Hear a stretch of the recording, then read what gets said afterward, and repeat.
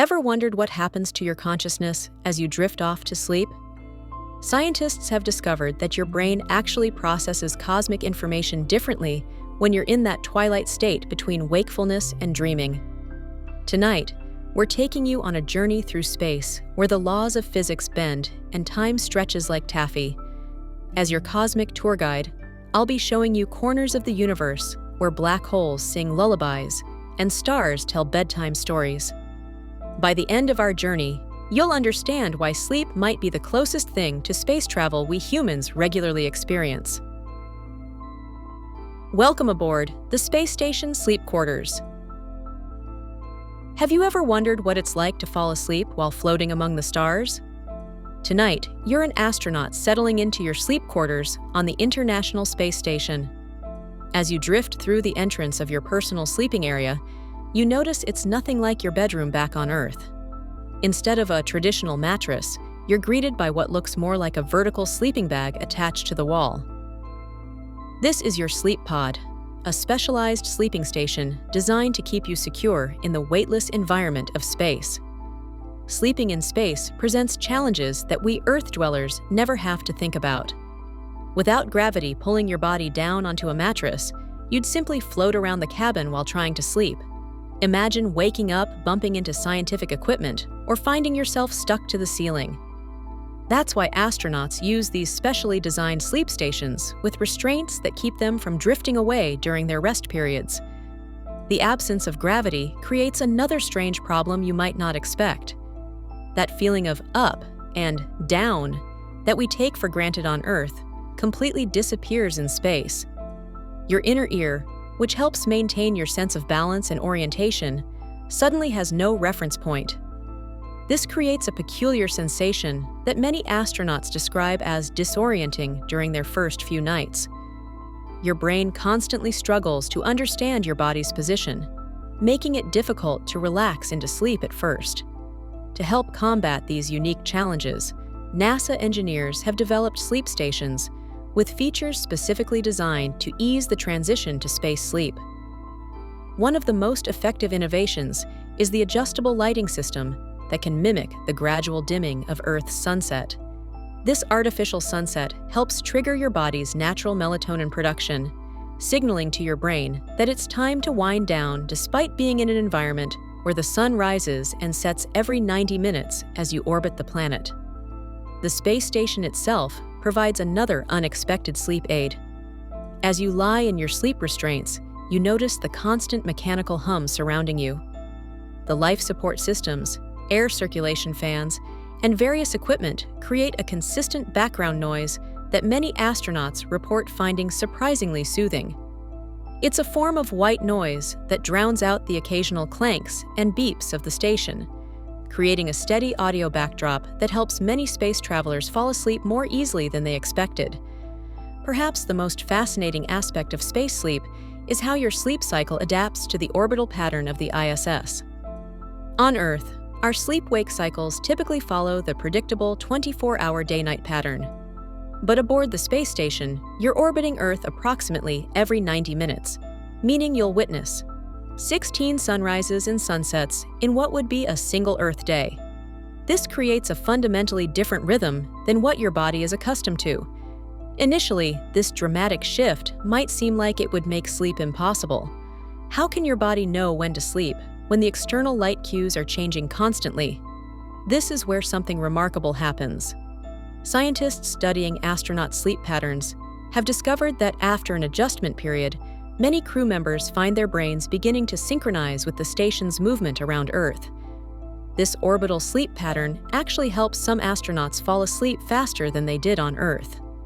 The rhythmic nature of orbiting, knowing that in exactly 90 minutes you'll be in the same position relative to Earth, creates a predictable pattern that your brain can latch onto. Some astronauts report that thinking about this orbital rhythm, feeling the subtle movements of the station, and embracing the cycle helps ease them into sleep more effectively than counting sheep ever did back home. As you secure yourself in your sleep restraints for the night, you adjust the fabric straps to ensure you won't drift during your rest period. The slight cocoon-like pressure of the sleep sack provides a gentle embrace that some astronauts compare to being swaddled, This consistent pressure on multiple parts of your body creates a comforting sensation that partially makes up for the missing weight of blankets and the pressure of a mattress that you're used to on Earth. You might also notice that many astronauts adopt a different sleeping position than they use on Earth. Without gravity pulling their arms down, some find it more comfortable to let their arms float naturally in front of them rather than trying to position them against their body. Others describe finding comfort in a slight fetal position, with arms gently crossed. There's no single right way to sleep in space. Each astronaut discovers their own preferred floating posture. The temperature in your sleep station is carefully regulated to be slightly cooler than the rest of the station. This mimics the ideal sleeping temperature on Earth, as studies have shown that a slightly cooler environment promotes better sleep. Small personal fans can be adjusted to provide just the right amount of air circulation across your face. Another comfort factor that helps trigger sleep cues. While preparing for sleep, you might utilize one more space sleep innovation: a communications blackout period. The constant connection to mission control and the potential for alerts or communications can create anxiety that makes relaxation difficult. That's why scheduled sleep periods often include reduced communications except for emergencies, creating a psychological boundary that helps your mind disconnect from work and prepare for rest. The grandfather paradox: when time bends around your dreams. As that communications blackout sets in, your brain starts to do something truly fascinating with the concept of time itself. Just like you're drifting at the boundary between mission tasks and rest, your mind begins to bend the rules of temporal reality. Neuroscientists have discovered that as you fall asleep, your thoughts don't just slow down. They actually start moving both forward and backward simultaneously, creating miniature versions of physics' most famous paradoxes. What if I told you that your brain actually creates small time paradoxes every night as you drift off to sleep? As our spacecraft leaves Earth's orbit, we encounter our first cosmic phenomenon, the grandfather paradox, a time puzzle that mirrors what happens in your brain during sleep onset. The grandfather paradox presents an impossible situation. If you traveled back in time and prevented your grandfather from meeting your grandmother, you would never be born, meaning you couldn't have traveled back in time in the first place. This creates a logical contradiction because your actions in the past seem to negate your own existence. But what does this mind-bending scenario have to do with falling asleep? When we really look at what's happening in your brain as consciousness begins to fade, we see something remarkably similar. Your thoughts begin to lose their linear quality. They no longer flow in a straight line from cause to effect. Instead, they start looping back on themselves, creating strange circular patterns that defy logical analysis. This logical contradiction creates a loop with no beginning or end, exactly like the strange thoughts that float through your mind as you transition from wakefulness to sleep. You've probably experienced this yourself, that weird feeling where you're thinking about tomorrow's meeting, but suddenly you're also remembering a conversation from last week, and somehow both thoughts seem to be influencing each other in ways that make no logical sense. What's actually happening is quite remarkable. Neuroscientists have recorded brain activity during sleep onset that shows your thoughts actually start to move both forward and backward simultaneously, creating small temporal paradoxes. Your brain is literally processing information in multiple temporal directions at once, something that would be impossible during normal waking consciousness. These aren't just random misfirings of neurons, though. These mental time loops help your conscious mind gradually disconnect from logical thinking and allow your subconscious to take over. It's almost as if your brain needs to short-circuit its own logical systems before it can fully surrender to sleep. You can actually feel this happening sometimes when you're drifting off. You might start thinking about a problem you need to solve tomorrow, but then your mind suddenly jumps backward to something related that happened years ago. As this happens, your logical brain tries to maintain the timeline, but eventually it surrenders to these paradoxical thought patterns. The parallel timelines created in the grandfather paradox resemble how your brain processes multiple dream scenarios simultaneously during REM sleep. This suggests that the brain is capable of handling non-linear thought patterns, akin to the paradoxical thinking inherent in time travel contradictions. During normal waking consciousness, your brain maintains a strict sense of temporal order, but as sleep approaches, these boundaries begin to dissolve. We can observe this in sleep laboratories, where researchers monitor brain activity during the transition to sleep. The neat, ordered patterns of beta waves that characterize alert consciousness gradually give way to the more chaotic theta waves of early sleep. During this transition, subjects often report experiencing thoughts that seem to exist outside of normal time, memories that feel like predictions, and predictions that feel like memories. What's even more fascinating is that this isn't a bug in our mental system, it's a feature. This mysterious paradox of the universe actually makes your brain naturally wind down as it stops trying to maintain linear thinking and embraces paradoxical thought patterns. Your mind isn't malfunctioning when it creates these temporal loops. It's actually preparing itself for the completely different state of consciousness we call sleep. Ancient sleep rituals from cultures around the world seem to have intuitively understood this.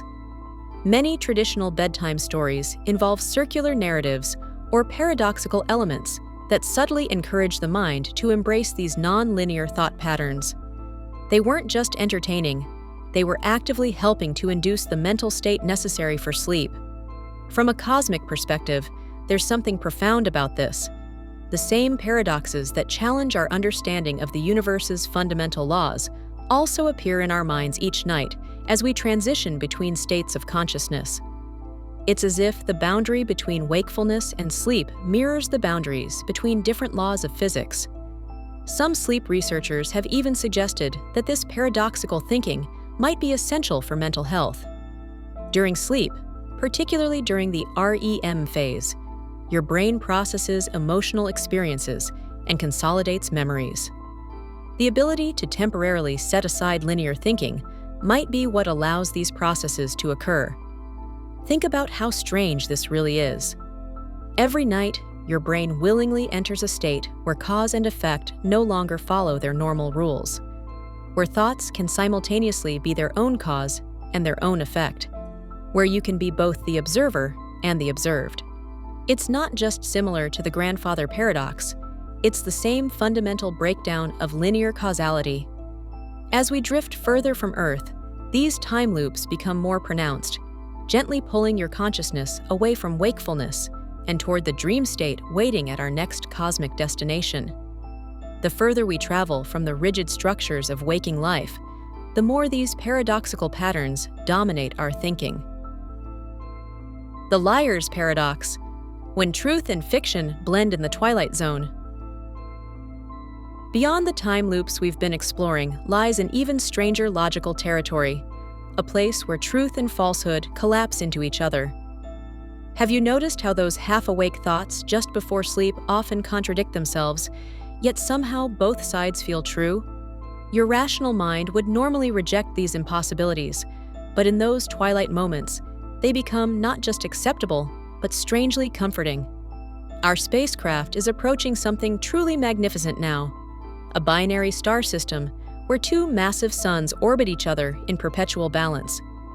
These cosmic giants, locked in their eternal dance, create the perfect visual representation of what philosophers call the liar's paradox.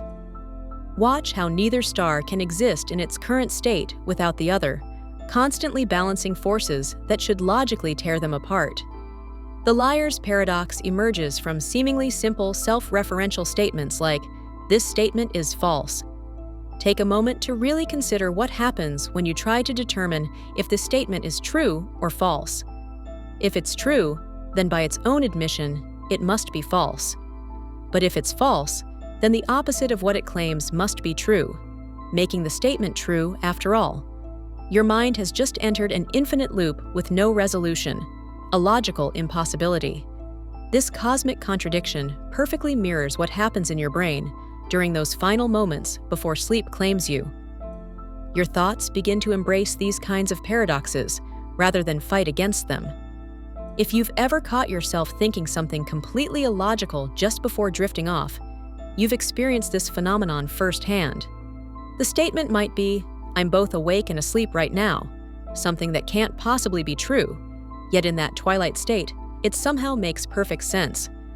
What's fascinating is that sleep researchers have identified a specific brainwave pattern that enables this contradictory thinking. These theta waves increase dramatically during the twilight state between wakefulness and sleep, creating a neural environment where paradoxical thoughts can peacefully coexist without triggering the mental stress that would normally accompany logical contradictions. Your brain literally changes its operating parameters to welcome these impossibilities rather than reject them. Look out the window at those binary stars again.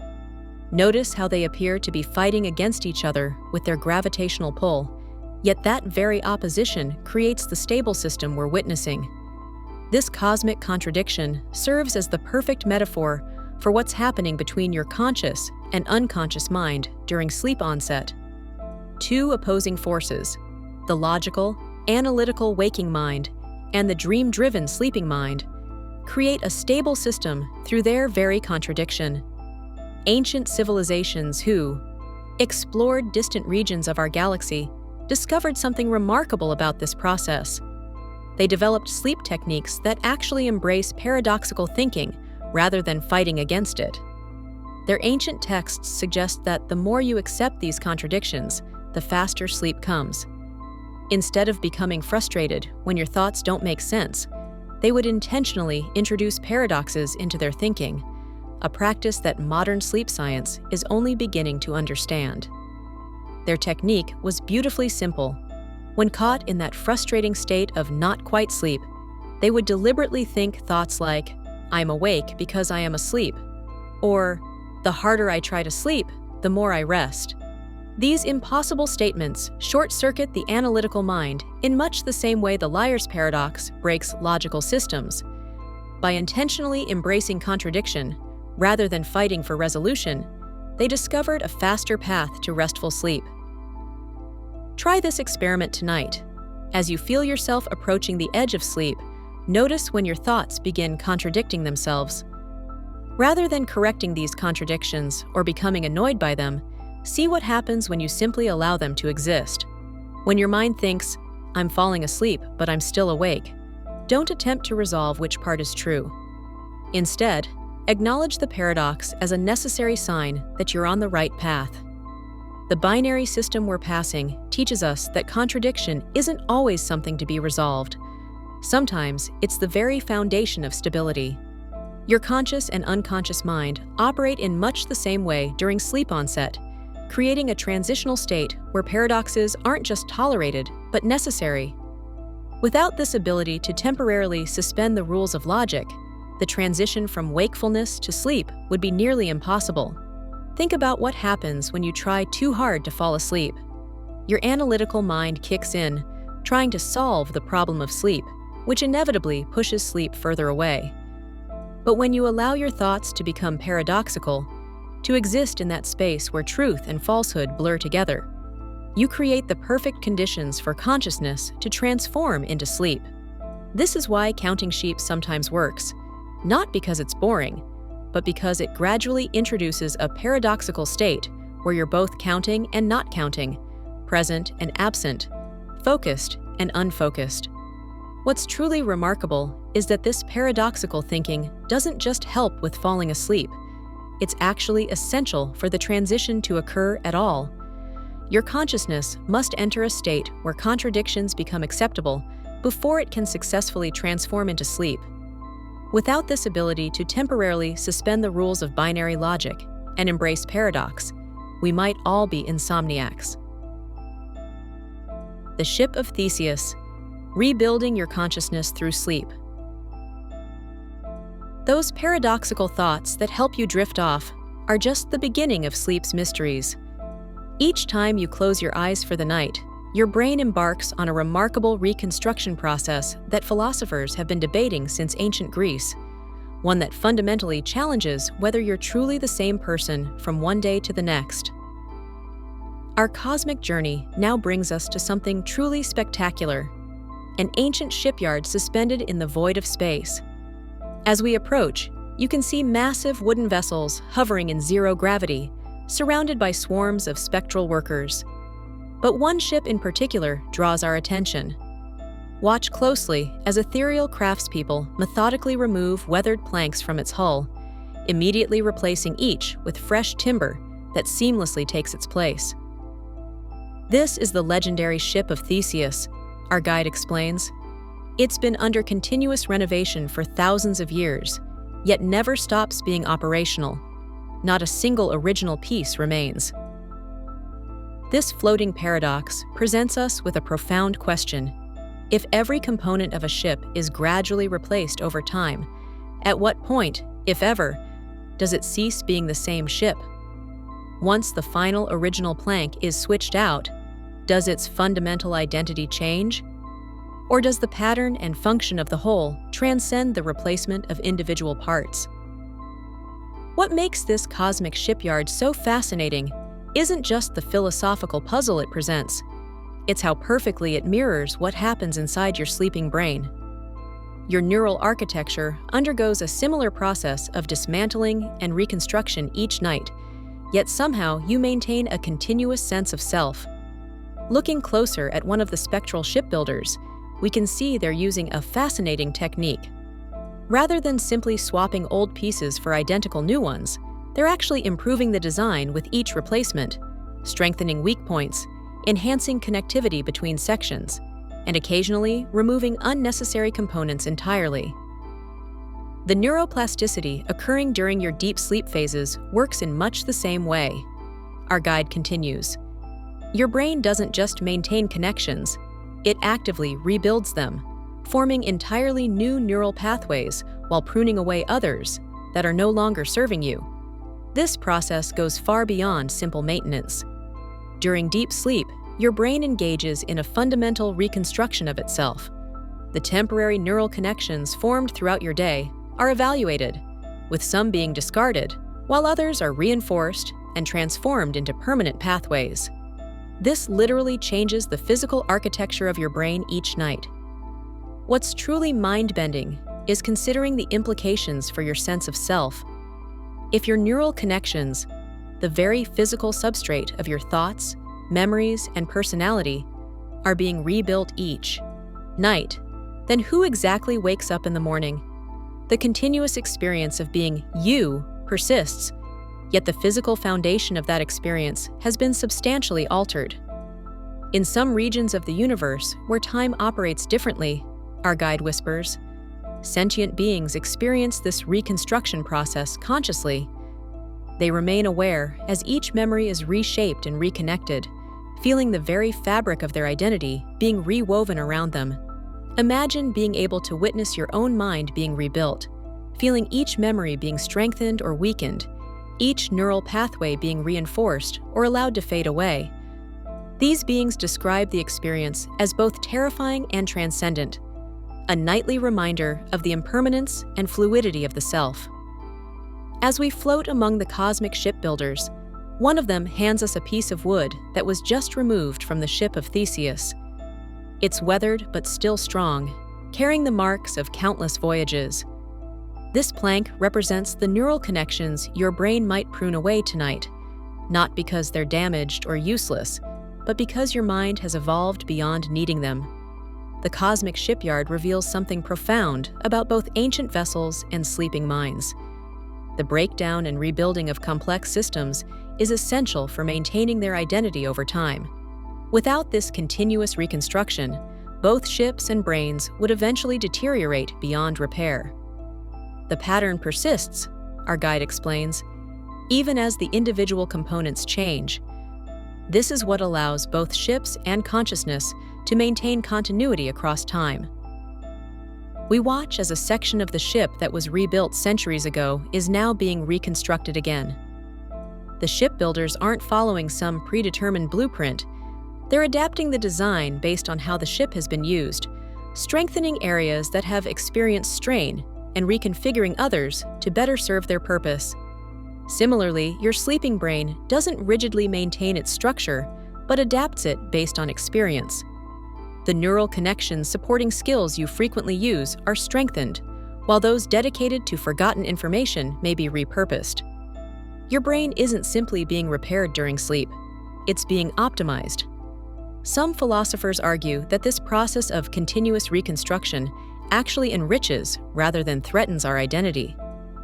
Rather than being static entities, we are dynamic patterns that persist through change, constantly incorporating new experiences and adapting to new circumstances.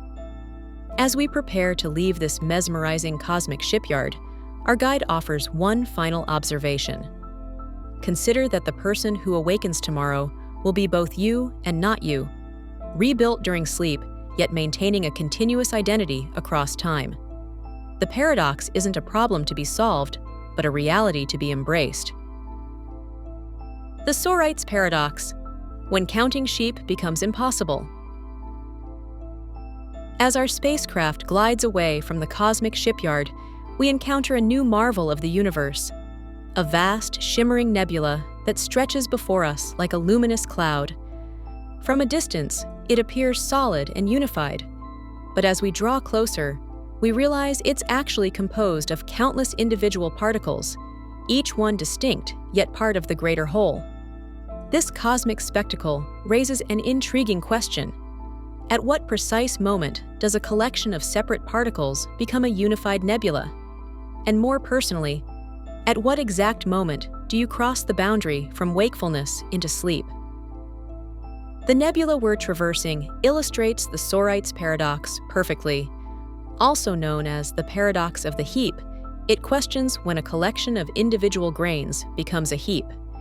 If one grain of sand isn't a heap, and adding just one more grain never transforms a non-heap into a heap, then how can heaps ever exist? Yet obviously, they do. The paradox emerges from our inability to identify the exact threshold when something transitions from one state to another. Your nightly journey to sleep embodies this same paradox. Think about it. There's never a precise moment when you can say, "Now I'm falling asleep." The transition happens so gradually that the boundary becomes impossible to pinpoint. You might remember checking the clock at 11:37 p.m. while still awake. Then suddenly it's morning. The exact moment of transition vanished in the nebulous space between consciousness states. Our vessel now drifts deeper into the cosmic cloud, and I invite you to notice how the particles surrounding us seem to blur together. Some appear connected, while others float independently, a perfect visual metaphor for how your thoughts behave as you approach sleep. They start distinct and separate, then gradually blend into each other until individual ideas become indistinguishable from the collective dream state. What makes this nebula especially fascinating is that its particles emit a particular frequency that perfectly matches the cosmic background radiation permeating the universe. This creates a gentle static, nature's original white noise, that promotes the deepest, most restorative sleep.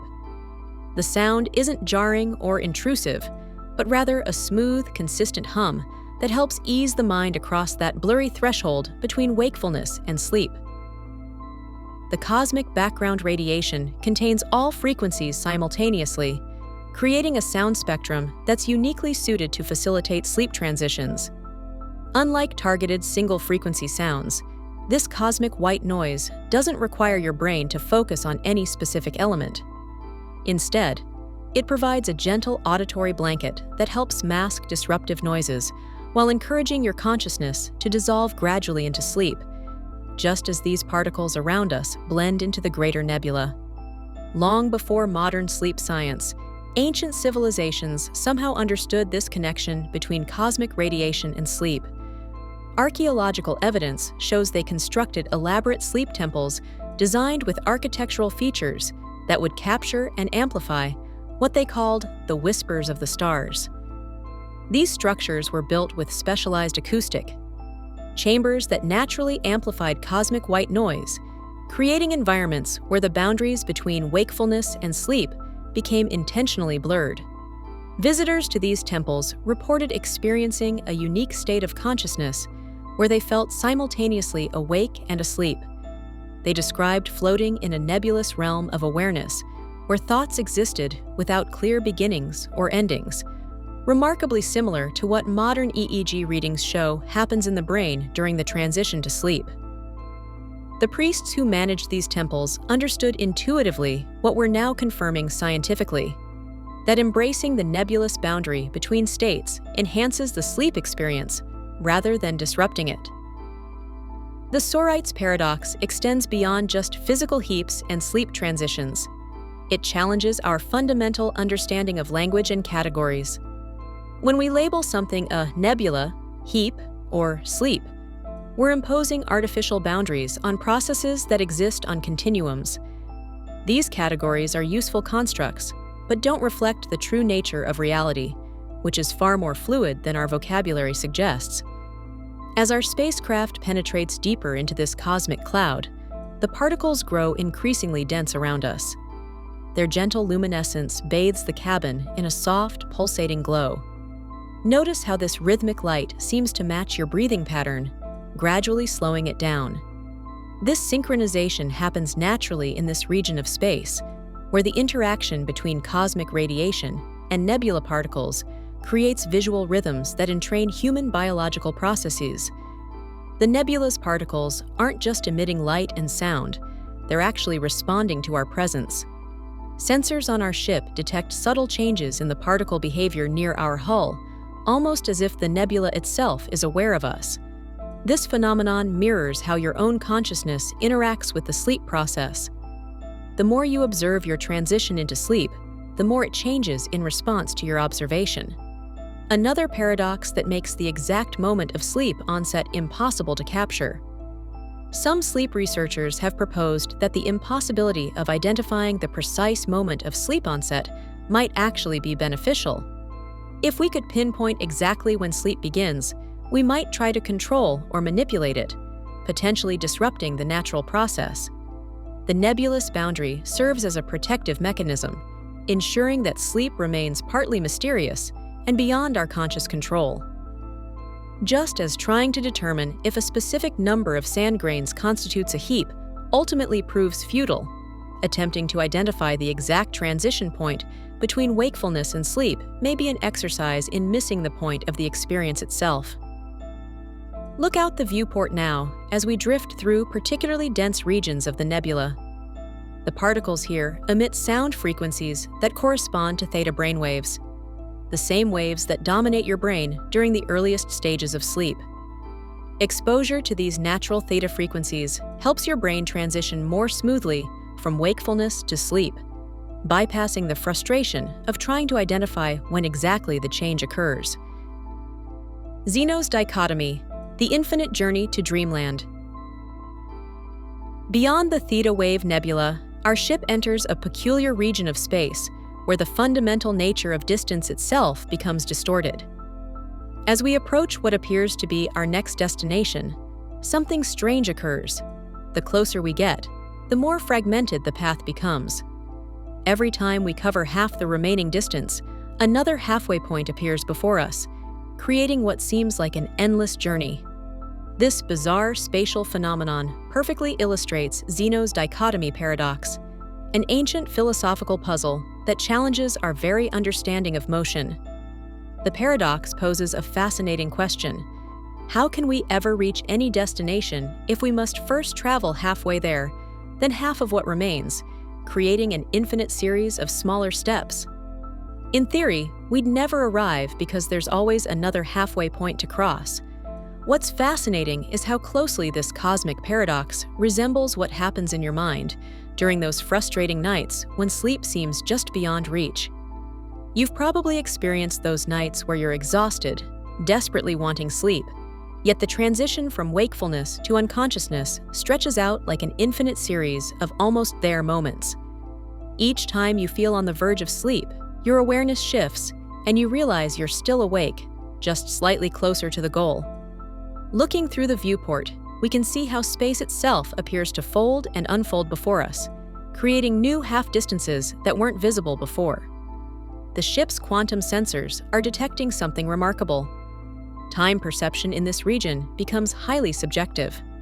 What feels like hours to our consciousness might register as mere minutes on the ship's chronometers. This distortion mirrors what happens in your brain as you approach sleep. Your perception of time actually warps dramatically, with what might objectively be 10 minutes stretching into what feels like hours as your brain transitions between different states of consciousness. This isn't just a subjective impression, it's a measurable neurological phenomenon. The navigation panel indicates something unexpected. The gravity in this region fluctuates in rhythmic patterns. Our science officer points out that these gravity waves match the exact frequency patterns of human brainwaves during sleep onset.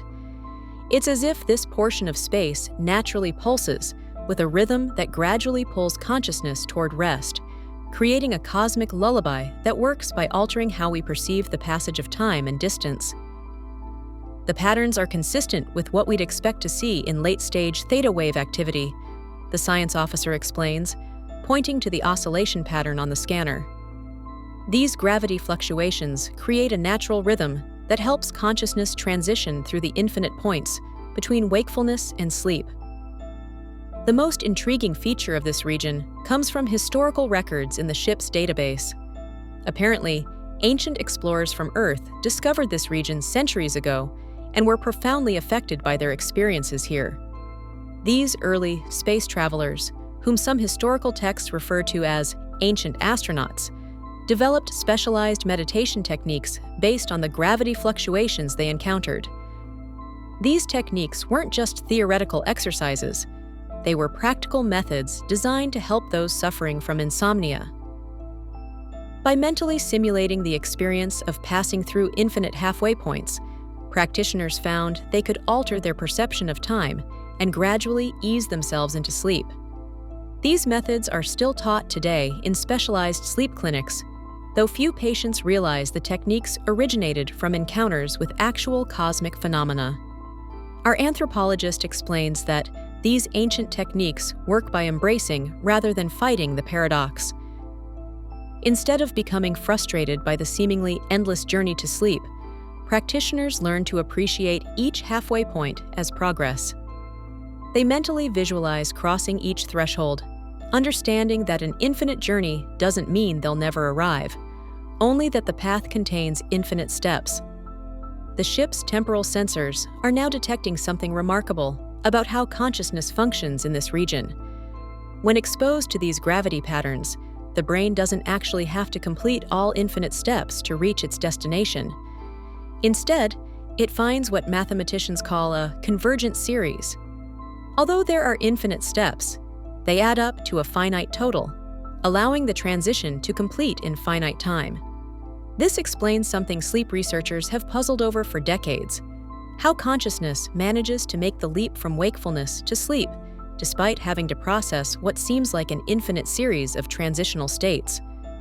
The answer lies in how the brain processes these infinite points between states, not as separate hurdles to overcome, but as a convergent series that naturally leads to a final destination. As we navigate deeper into this region, you might notice a strange sensation. Each moment seems to stretch longer than the last. The conversations between crew members seem to slow, with pauses extending between words. This isn't an illusion or malfunction in the ship's systems. It's the natural effect of traveling through space, where distance divides infinitely. The experience of time stretching is particularly pronounced when viewing the stars outside. What should be a simple shift of perspective as we move becomes an elaborate fractal unfolding, where each star's position seems to adjust through an infinite series of tiny movements. It's hypnotic to watch, and many passengers find their consciousness beginning to drift as they gaze outward. This cosmic version of Zeno's paradox offers a profound insight into the nature of sleep itself. When we struggle to fall asleep, we often become trapped in a self-defeating loop of checking whether we're asleep yet, a process that creates its own infinite regression of awareness. By understanding that the journey to sleep necessarily involves crossing infinite thresholds, we can let go of the frustration and embrace the process. The bootstrap paradox: dreams that create themselves. Our spacecraft emerges from the infinite halfway points of Zeno's realm and drifts into a swirling temporal anomaly where time doesn't flow forward or backward, it circles. In this region, we witness something profoundly perplexing: objects and information that seem to exist without ever having been created. What if the very thoughts in your head right now weren't original at all, but simply echoes caught in a cosmic loop with no beginning and no end? Welcome to the bootstrap paradox, a phenomenon that challenges everything we understand about cause and effect. Imagine this scenario. A time traveler brings a copy of a famous novel back in time and gives it to a young aspiring writer. This writer then publishes the book under their name, and it becomes the very same book that the time traveler brought back. In this loop, the book exists without ever having been written. It's simply caught in a self-sustaining temporal cycle with no discernible origin point. This isn't just some abstract concept. It's remarkably similar to what happens in your brain during sleep. Have you ever had a dream that seemed to predict something that happened the next day? Or noticed how dream elements sometimes take on new significance after you wake up, influencing your thoughts in ways you couldn't have anticipated? This is your brain creating its own version of the bootstrap paradox. Our ship's sensors are picking up unusual readings throughout this region. Temporal distortions create visible ripples in the fabric of space-time, appearing as shimmering waves that fold back on themselves. The navigation computer struggles to maintain a linear course as conventional cause and effect relationships break down around us. We're entering an environment where tomorrow might literally influence yesterday. Looking out the viewport, we see an astronaut performing maintenance on the ship's exterior. But something strange is happening. We can see the maintenance being completed before the astronaut even begins working. The effect precedes the cause. The science officer explains that in this region, time doesn't follow the conventional rules we're accustomed to on Earth. During REM sleep, the human brain processes information in remarkably non-linear ways, she explains, studying the readings on her console. It creates connections that didn't exist before, and sometimes predicts patterns before the individual consciously recognizes them. This non-linear processing mirrors what we're experiencing in this temporal anomaly, where events can influence their own causes. The ship's temporal scanners detect what appears to be a novel being written by someone who only knew its contents because their future self brought it back in time. Just as your brain sometimes processes tomorrow's solutions in tonight's dreams, we're witnessing a space where effect can precede cause. As we drift deeper into the anomaly, the ship's communication system picks up fragments of transmissions that appear to be conversations we haven't had yet. These future communications are influencing our current trajectory, creating a perfect example of information bootstrapping itself into existence. The parallel to dreaming is unmistakable. Dreams often incorporate elements from your day. But, upon waking, those very dream elements reshape how you perceive and react to similar stimuli moving forward. The ship's psychological monitoring systems note something fascinating about the crew's brain patterns in this region. As we adjust to the circular flow of time, our mental stress levels are actually decreasing. The rigid structures of linear thinking are giving way to more fluid, circular thought patterns. The circular nature of the bootstrap paradox creates a peaceful mental state, our medical officer observes, by removing the pressure of linear thinking. When there's no clear beginning or end, the mind can finally rest. This matches what sleep researchers have observed about the transition to deep sleep. As your conscious mind surrenders its insistence on logical, linear progression, sleep comes more easily. The paradoxical nature of this region demonstrates why trying to force sleep through rigid thinking often backfires. Sleep requires an acceptance of non-linear experience. Our science officer points to a nearby phenomenon that resembles a black hole, but with unusual properties.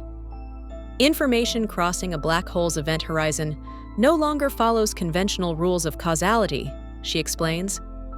Similarly, thoughts entering the dream state escape the constraints of linear thinking. This connection between black hole theory and mental states suggests a profound cosmic parallel. In both cases, Stepping beyond the boundary of normal space-time creates conditions where information behaves in ways that defy conventional understanding. The ship's psychological monitors are now detecting changes in our own thought patterns.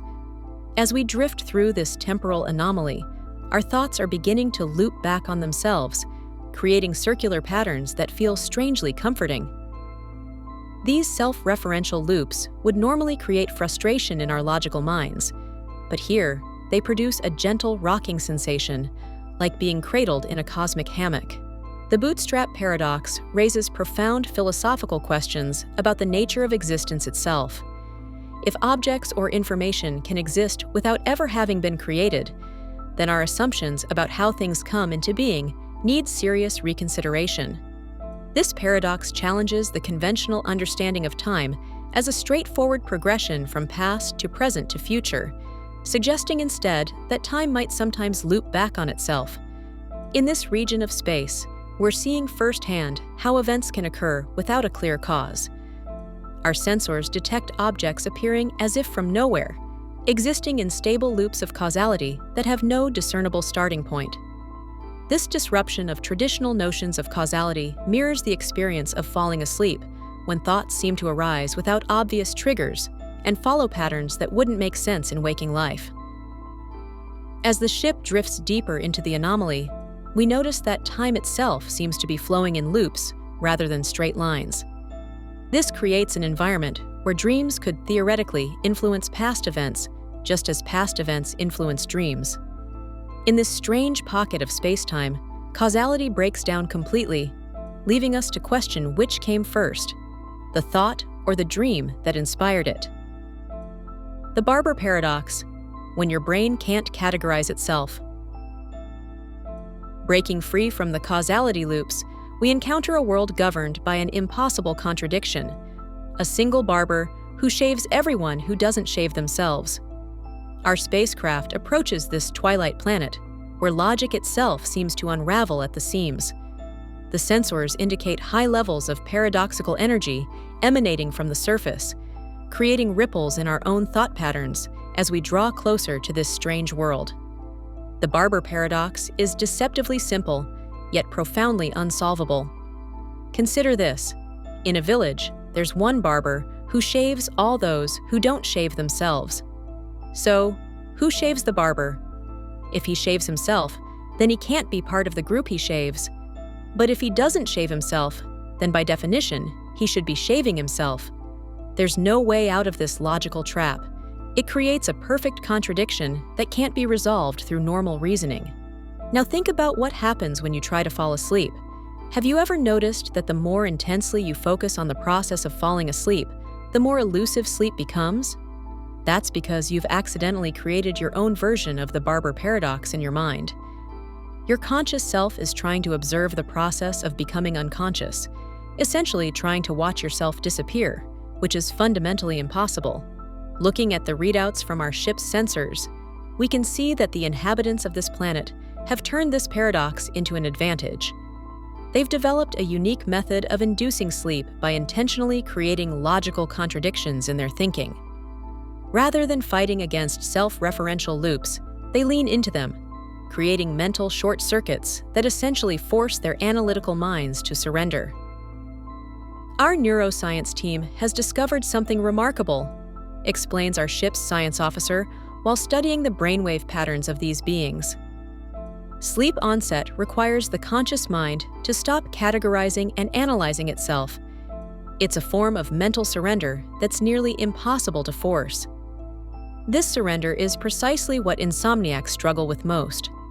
They try to analyze why they can't sleep, which creates even more wakefulness, continuing the cycle of sleeplessness. The planet rotates beneath us, revealing a nighttime sky filled with stars, arranged in a pattern the locals call the Dreamer's Knot. This constellation forms a self-referential shape that seems to fold in on itself infinitely, with stars that appear to be pointing both inward and outward simultaneously. Ancient cultures across the galaxy recognized this formation and built their sleep practices around its paradoxical nature. What makes this constellation so effective for inducing sleep? Its pattern forces the observer's mind to attempt to categorize something that defies categorization. As you trace the stars with your eyes, your brain eventually stops trying to make logical sense of the pattern and simply accepts its contradictory nature. This mental surrender is precisely what allows sleep to finally take hold. The ship's anthropologist explains that cultural sleep practices throughout the universe often share this common thread. They encourage individuals to surrender analytical thought. Meditation, mantras, breathing exercises, counting sheep, they all serve the same purpose: to quiet the part of the mind that categorizes and analyzes everything, including itself. Looking through the ship's telescope, we can observe the inhabitants engaging in their nightly ritual. Instead of fighting against the paradox of self-observation, they embrace it. Their sleep practitioners guide them through exercises specifically designed to create logical contradictions in their thinking. They might think, "I am asleep because I am awake," or "I cannot observe myself observing myself." These intentional paradoxes short-circuit the analytical mind, creating an environment where sleep can emerge naturally. Self-referential thinking turns out to be closely connected to insomnia. Those who struggle most with sleep often report excessive analytical thinking about their sleep process, monitoring themselves for signs of sleep, calculating how many hours remain until morning, and worrying about the consequences of not sleeping. This analytical loop creates the perfect conditions for insomnia. As we establish a stable orbit around this paradoxical world, our ship's lights dim automatically in response to the planet's unusual energy signature. The effect on the crew is immediate. Thoughts begin to lose their rigid categories and blend together in ways that defy logical analysis. Concepts that seem distinct now overlap and merge. This cognitive blurring isn't chaotic or disturbing. Rather, it creates a gentle sense of release, as if the mind is finally setting down a heavy burden it's been carrying. The Barber paradox serves as a perfect metaphor for the sleep process because it highlights the fundamental limitation of self-referential thinking. Just as the barber cannot logically determine whether to shave himself or not, your conscious mind cannot observe itself transitioning into unconsciousness. The very act of observation keeps you in the conscious state you're trying to leave behind. What does this mean for those struggling with sleep? The solution isn't to try harder to fall asleep, but to stop trying altogether. The secret isn't better sleep hygiene or more comfortable pillows, though those certainly help. It's learning to surrender the analytical mind's need to monitor and categorize the sleep process. Studying the inhabitants below, we notice they've developed spaces specifically designed to facilitate this paradoxical thinking. Their sleep chambers feature visual patterns that defy categorization, sounds that seem to come from everywhere and nowhere simultaneously, and even subtle fragrance combinations that create contradictory sensory experiences. Everything is designed to gently confuse the analytical mind, encouraging it to surrender its need to categorize. The paradox of choice, finding peace in cosmic limitation. Those sleep chambers with their deliberately confusing sensory experiences stand in stark contrast to our next destination. Just ahead lies a bustling cosmic marketplace offering literally infinite sleep options, yet paradoxically, its inhabitants suffer the worst insomnia rates in the galaxy. What if the secret to perfect sleep isn't more choices, but fewer? As our ship docks at this interstellar commerce hub, we're immediately bombarded by holographic advertisements for sleep products. Try the Neptunian hover mattress with 700 density settings. Experience the dream-enhancing Orion pillow with customizable dream scenarios. Sample our collection of 12,000 sleep sounds from across the cosmos. The marketplace stretches across an entire asteroid belt, with each floating rock hosting specialized sleep vendors hawking their solutions. The beings here are visibly exhausted, shuffling between shops with dark circles under their various eye structures. Many clutch devices that monitor their sleep quality, obsessively checking readings that only seem to worsen their anxiety. Our ship's scanners detect elevated stress hormones in nearly every life form. despite their access to the galaxy's most advanced sleep technology. This is where we see the paradox of choice in its most extreme form. The science officer explains, "These beings have optimized everything except their ability to make decisions. The cognitive load of evaluating each sleeping option depletes their mental energy long before they ever rest their heads. Every night becomes an exhausting exercise in weighing options, comparing features, and second-guessing choices already made. What's happening in this marketplace reflects a universal principle. When options multiply beyond a certain threshold, decision-making becomes paralyzing rather than liberating. The marketplace inhabitants don't just struggle to choose between a soft or firm surface, they face literally millions of combinations of temperature, texture, position, sound, scent, gravitational pull, and more. Our guide points to a research station floating above the marketplace where scientists study this phenomenon. They've found something fascinating here. The expectation of perfection actually prevents it, she says. When these beings believe the perfect sleep solution exists somewhere among infinite options, they become perpetually dissatisfied with what they have. Walking through the marketplace, we notice something peculiar about the few beings who appear well-rested. They're not browsing the shops at all. Instead, they visit a small, unadorned structure at the far edge of the marketplace called the Limitation Sanctuary.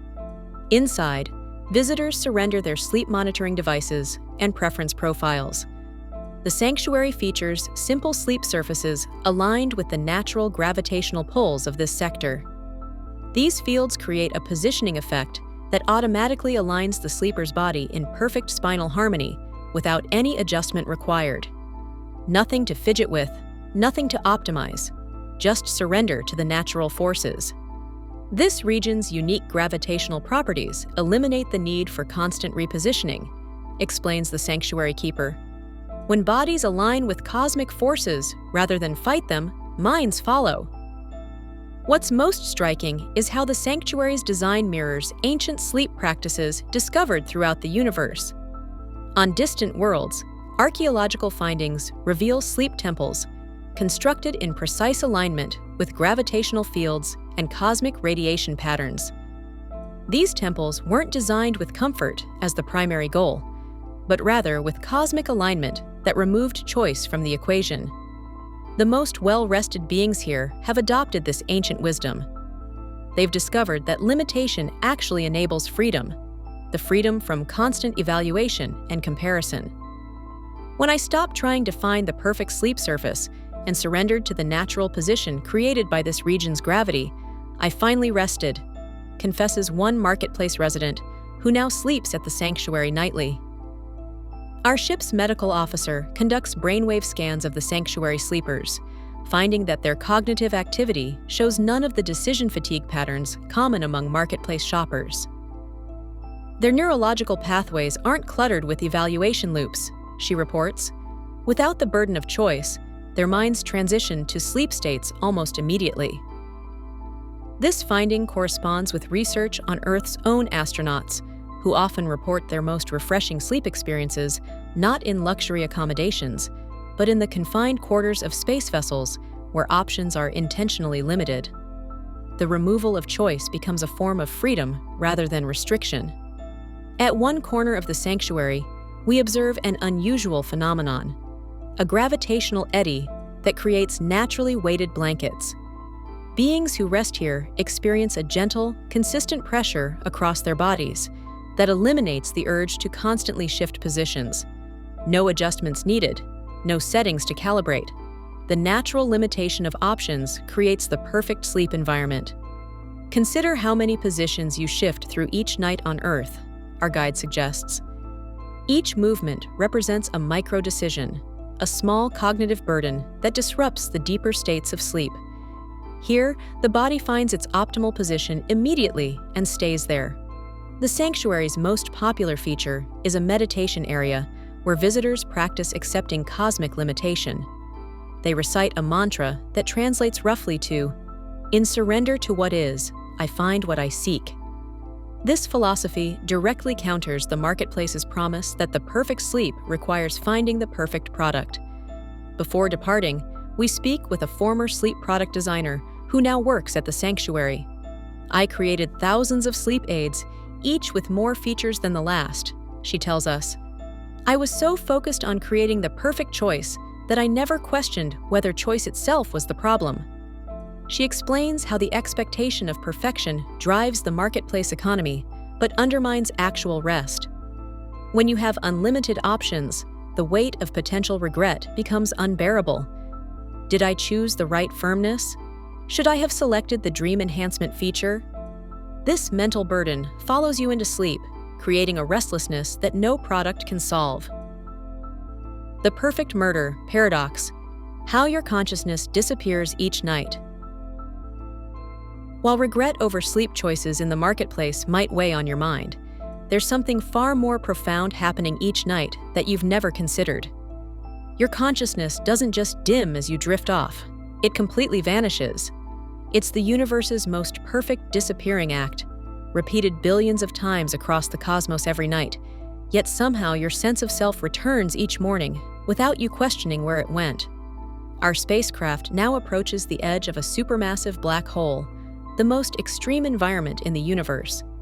The viewing port automatically darkens as we near this cosmic abyss, allowing us to safely observe the ultimate disappearing act in nature. Matter spirals inward, stretched into impossibly thin strands, before crossing the event horizon and seemingly vanishing from existence.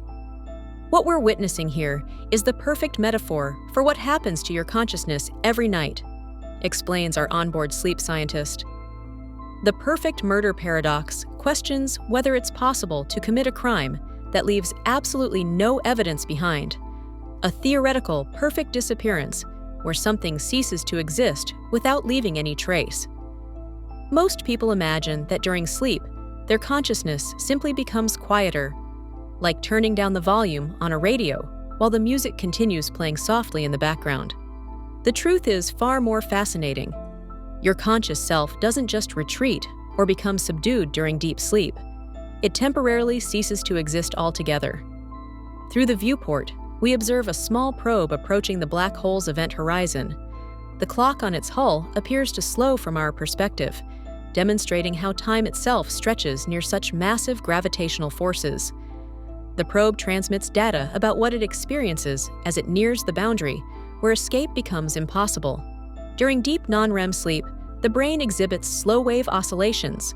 Our scientist continues, pointing to a display showing brain activity patterns. These oscillations are critical for the transition into deeper states of unconsciousness. What's remarkable is that these oscillations match the gravitational waves emanating from black holes. The ship's sensors detect these gravitational waves, ripples in space-time itself, flowing outward from the black hole in regular patterns. On a nearby screen, the waveform appears nearly identical to the slow-wave oscillations recorded in human brains during the deepest phases of sleep. This isn't just a coincidence, our guide explains. Both phenomena represent fundamental transitions in the nature of existence. Just as matter crossing the event horizon undergoes a complete state change, your self-awareness during deep sleep doesn't just dim. It undergoes a fundamental transformation where it completely disappears. We navigate to a position within what our captain calls the gentle disappearance zone, a region near the black hole where time dilation creates a gradual rather than sudden transition. Here, the process of approaching the event horizon occurs in slow motion compared to regions with weaker gravitational fields. Near black holes, time dilation creates regions where consciousness can experience disappearance gradually rather than suddenly, our sleep specialist notes. This allows for a gentler transition into deep sleep. Some advanced civilizations have actually created sleep chambers that simulate these gravitational conditions, allowing for smoother transitions between consciousness and unconsciousness. The ship's AI displays a simulation showing how consciousness fragments near a black hole, stretching and thinning like the matter we observed earlier.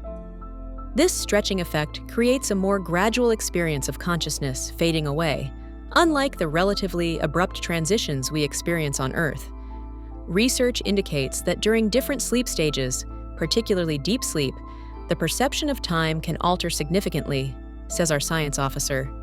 Individuals experience a distortion in their sense of time passing that mirrors what happens in these gravitational fields.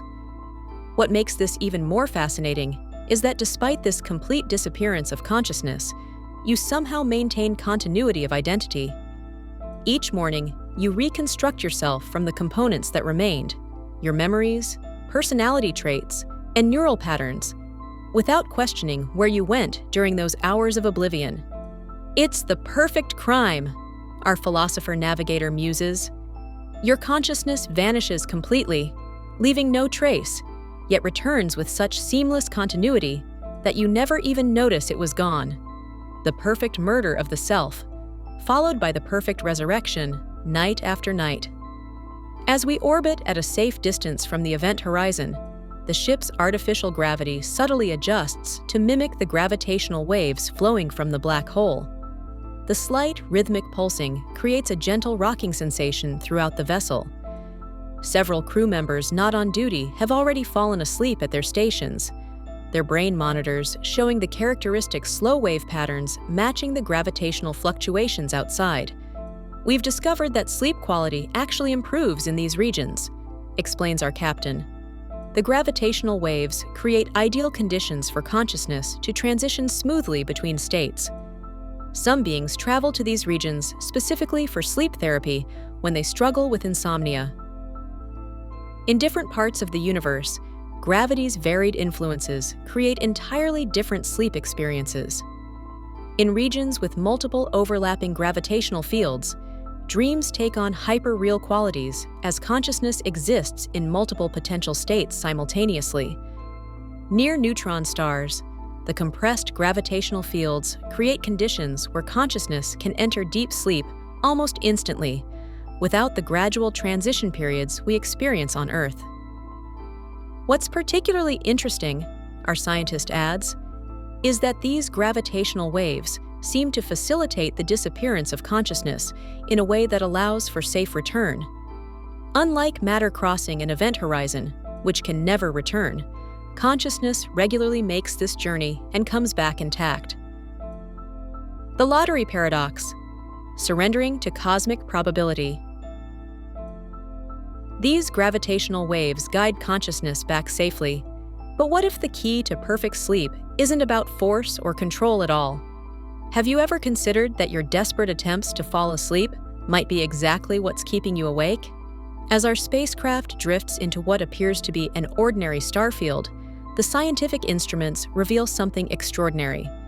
Probability itself becomes visible here, flowing through space in gentle currents that challenge everything we understand about control and surrender.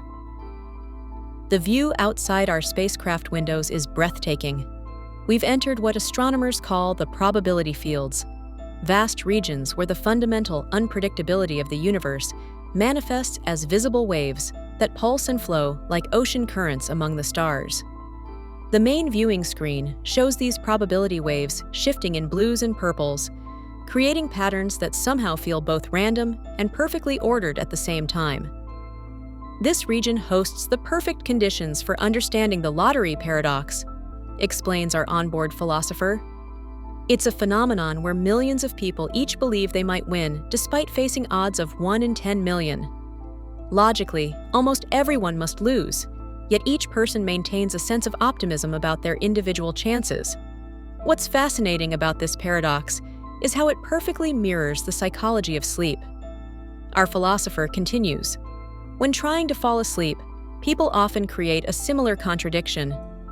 They understand the statistical certainty that sleep will eventually come, yet their personal anxiety about not sleeping creates a subjective probability that feels much higher than it actually is.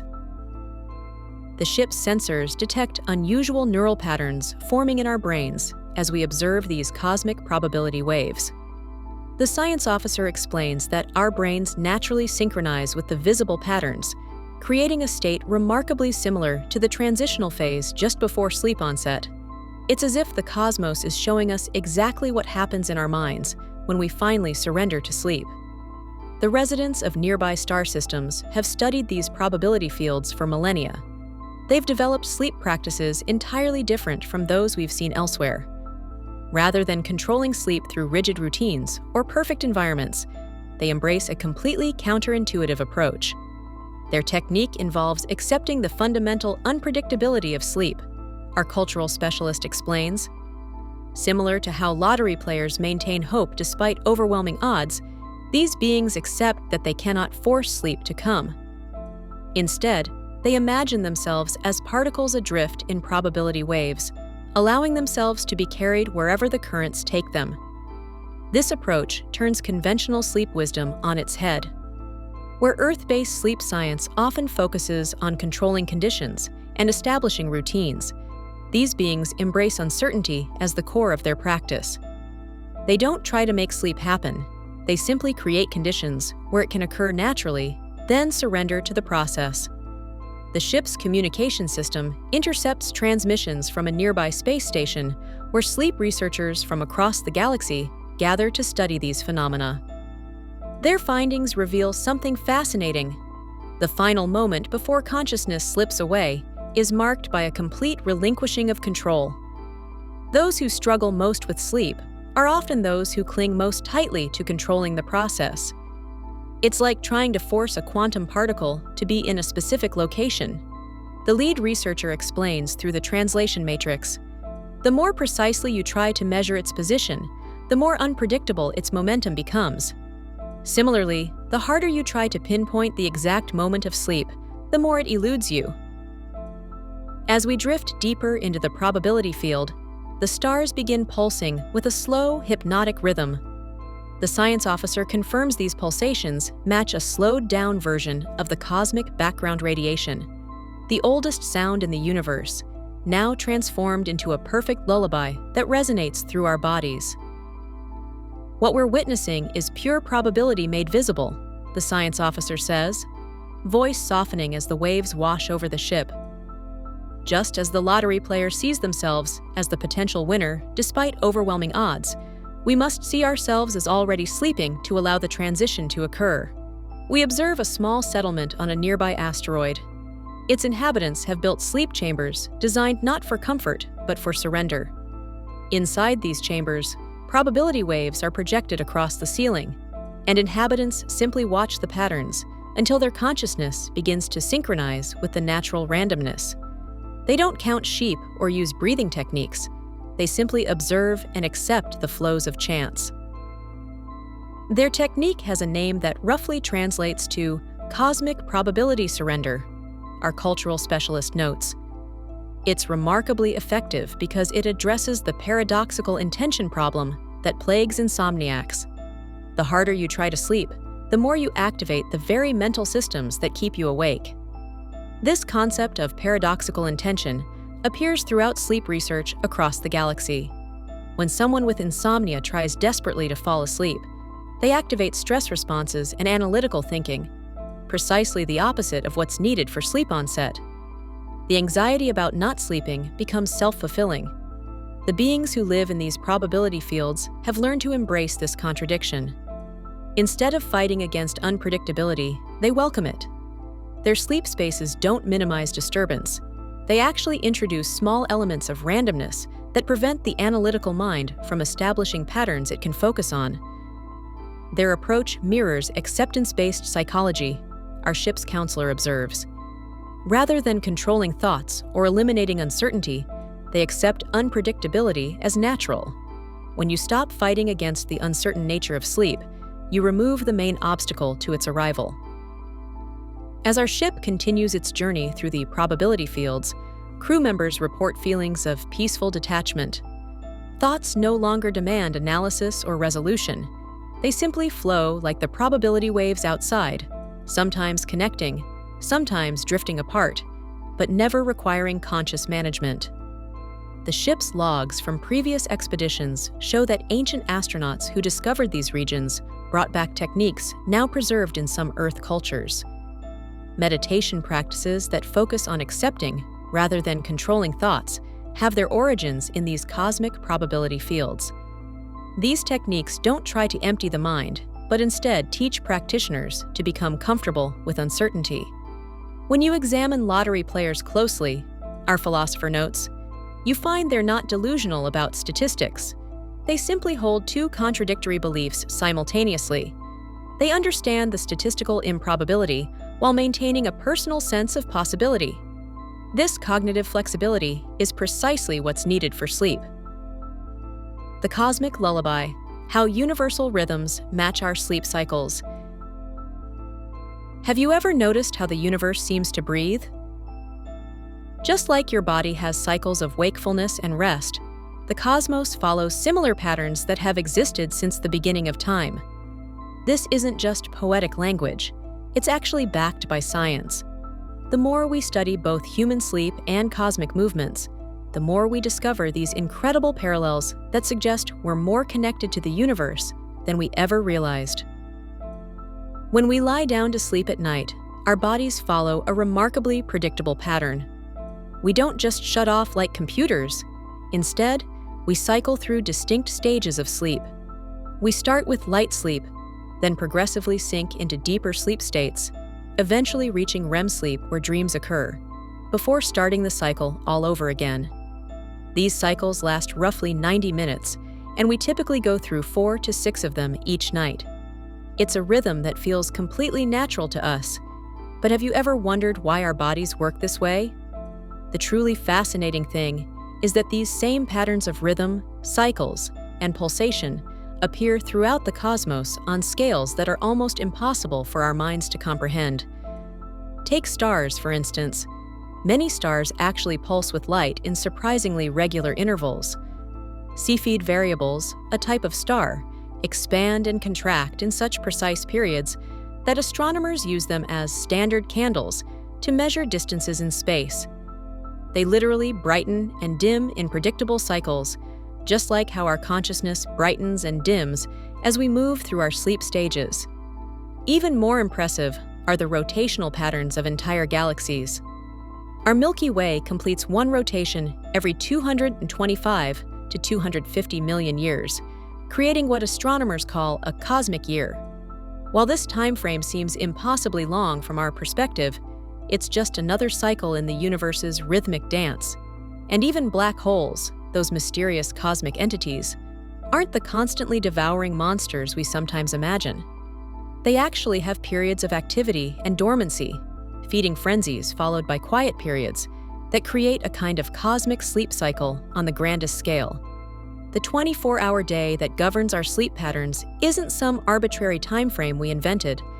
It's directly tied to our planet's rotation, a physical reality that has shaped all life on Earth. This rotation itself is part of larger rhythmic patterns. Earth orbiting the sun moving through the galaxy, and even our galaxy moving through space in predictable ways.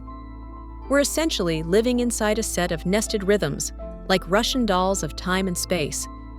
What's particularly interesting is how ancient civilizations seem to understand these connections intuitively. They didn't have telescopes or brain imaging technology, yet they built structures that perfectly aligned with celestial movements. Stonehenge in England marks solstices and equinoxes with uncanny precision. The Great Pyramid at Giza aligns with the cardinal directions with less than 1/10 of a degree of error. These weren't just random architectural choices. These structures suggest our ancestors recognized that human rhythms and cosmic rhythms were fundamentally interconnected. Modern science has now confirmed what these ancient people somehow knew. The atoms that make up our bodies, the carbon, nitrogen, oxygen, and other elements, were quite literally formed inside stars that exploded billions of years ago. We are, in the most physical sense, made of stardust. And beyond just sharing materials, our biological clocks respond to the same universal forces that govern celestial bodies. The suprachiasmatic nucleus in our brains, which regulates our circadian rhythms, evolved specifically to sync with the Earth's rotation, which itself is synchronized with the sun and larger cosmic patterns. When we struggle with sleep, tossing and turning at night, we're actually fighting against patterns that have been established across billions of years of cosmic evolution. Our bodies evolved under specific cycles of light and darkness, temperature fluctuations, and gravitational influences. The artificial lights that keep us awake, irregular work schedules, and other modern disruptions are essentially putting us at odds with rhythms that have shaped life since its earliest beginnings. Scientists studying chronobiology have found that our sleep-wake cycles, hormone production, cell regeneration, and even brainwave activity follow patterns that mirror cosmic rhythms. For example, the tidal patterns created by the moon's gravitational pull have been shown to influence sleep quality in humans, even when test subjects are completely isolated from external cues about lunar phases. Some researchers believe this connection exists because early evolutionary development occurred in tidal zones, where lunar rhythms would have been particularly strong. The electromagnetic pulses that occur throughout the universe also find echoes in our own neural activity. Brain waves during different sleep stages oscillate at specific frequencies, creating patterns that help move information between different parts of the brain. These oscillations aren't random. They follow mathematical relationships similar to those found in planetary orbits, wave propagation through space, and other cosmic phenomena.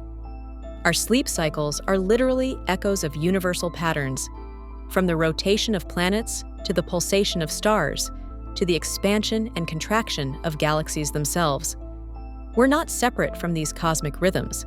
We're expressions of them in human form. When we align our sleep patterns with these natural cycles, we're not just getting better rest, we're reconnecting with the fundamental nature of reality itself.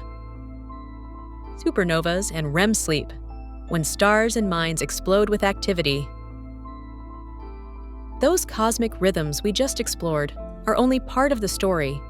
Sometimes the universe doesn't pulse gently, but explodes with transformative power. Your brain during REM sleep reaches activity levels that mirror one of the most violent events in the cosmos.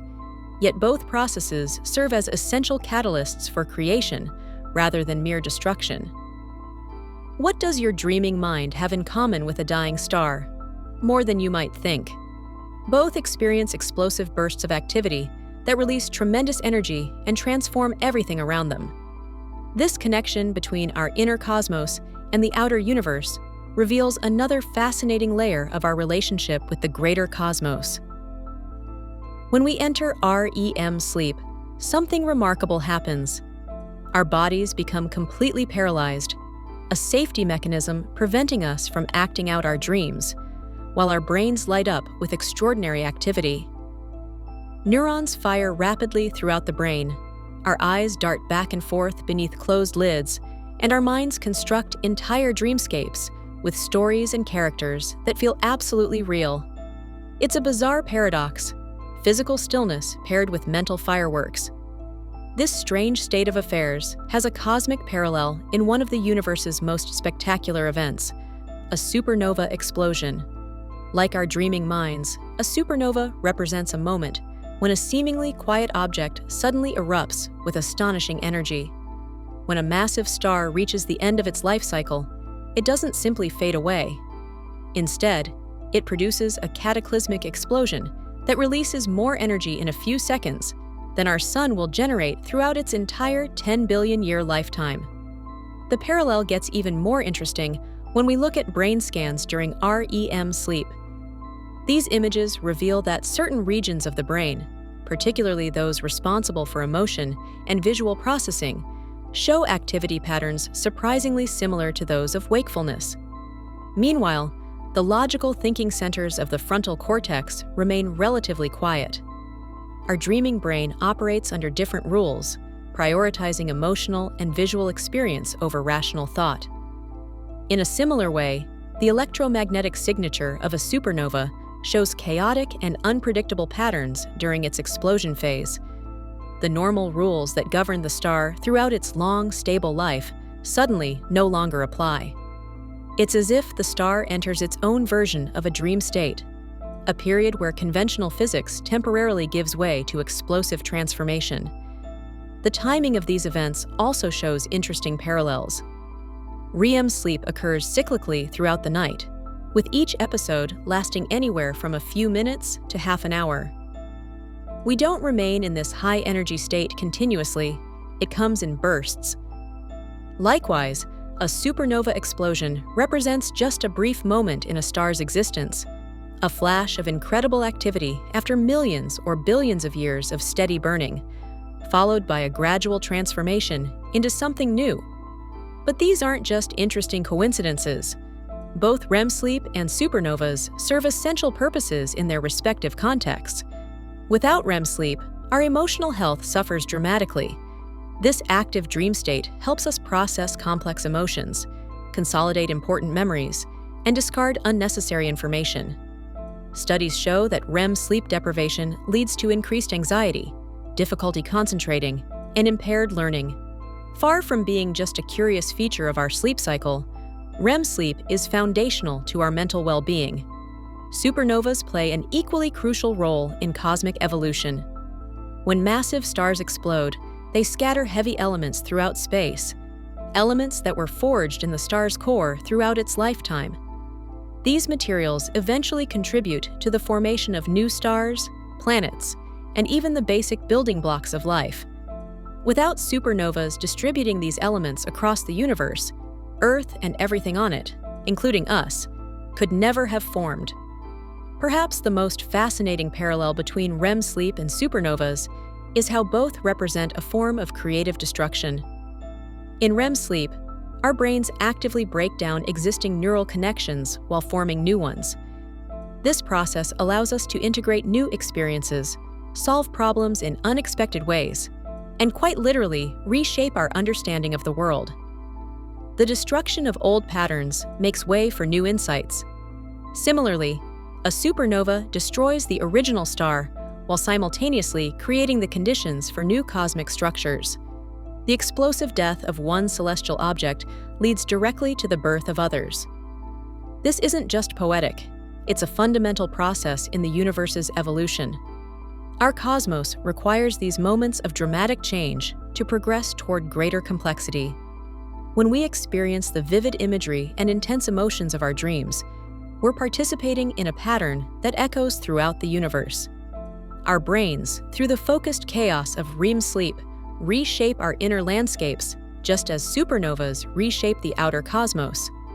Both processes transform destruction into creation through explosive activity. This connection reminds us that even our strangest, most seemingly human experiences, like dreaming, reflect patterns woven into the very fabric of the universe.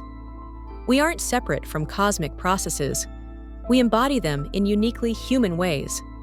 The explosive activity in our brains during REM sleep isn't an anomaly, but a microcosmic version of the creative destruction that drives cosmic evolution forward. Pulsars and sleep spindles, the cosmic heartbeat of transition. From the chaos of supernovas, we shift to the perfect precision of cosmic timepieces. As we hover in that mysterious space between wakefulness and slumber each night, our brains engage in a remarkable activity that mirrors one of the universe's most mathematically perfect phenomena. This isn't coincidental. It's another example of how human consciousness follows patterns established throughout the cosmos long before we ever existed. When you're drifting into sleep, your brain doesn't just gradually shut down. Instead, it produces sudden, brief bursts of oscillating activity called sleep spindles. These distinct patterns appear on brain monitors as quick bursts lasting about half a second to 2 seconds, occurring at frequencies between 12 and 16 Hz. They're one of the defining features of Stage 2 sleep, that transitional phase when you're no longer awake but haven't yet descended into the deepest stages of unconsciousness.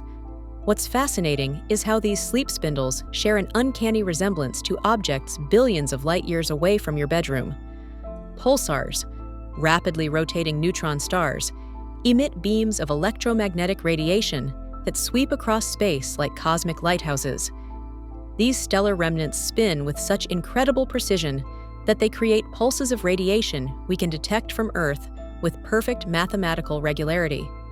The precision of pulsars is actually mind-boggling.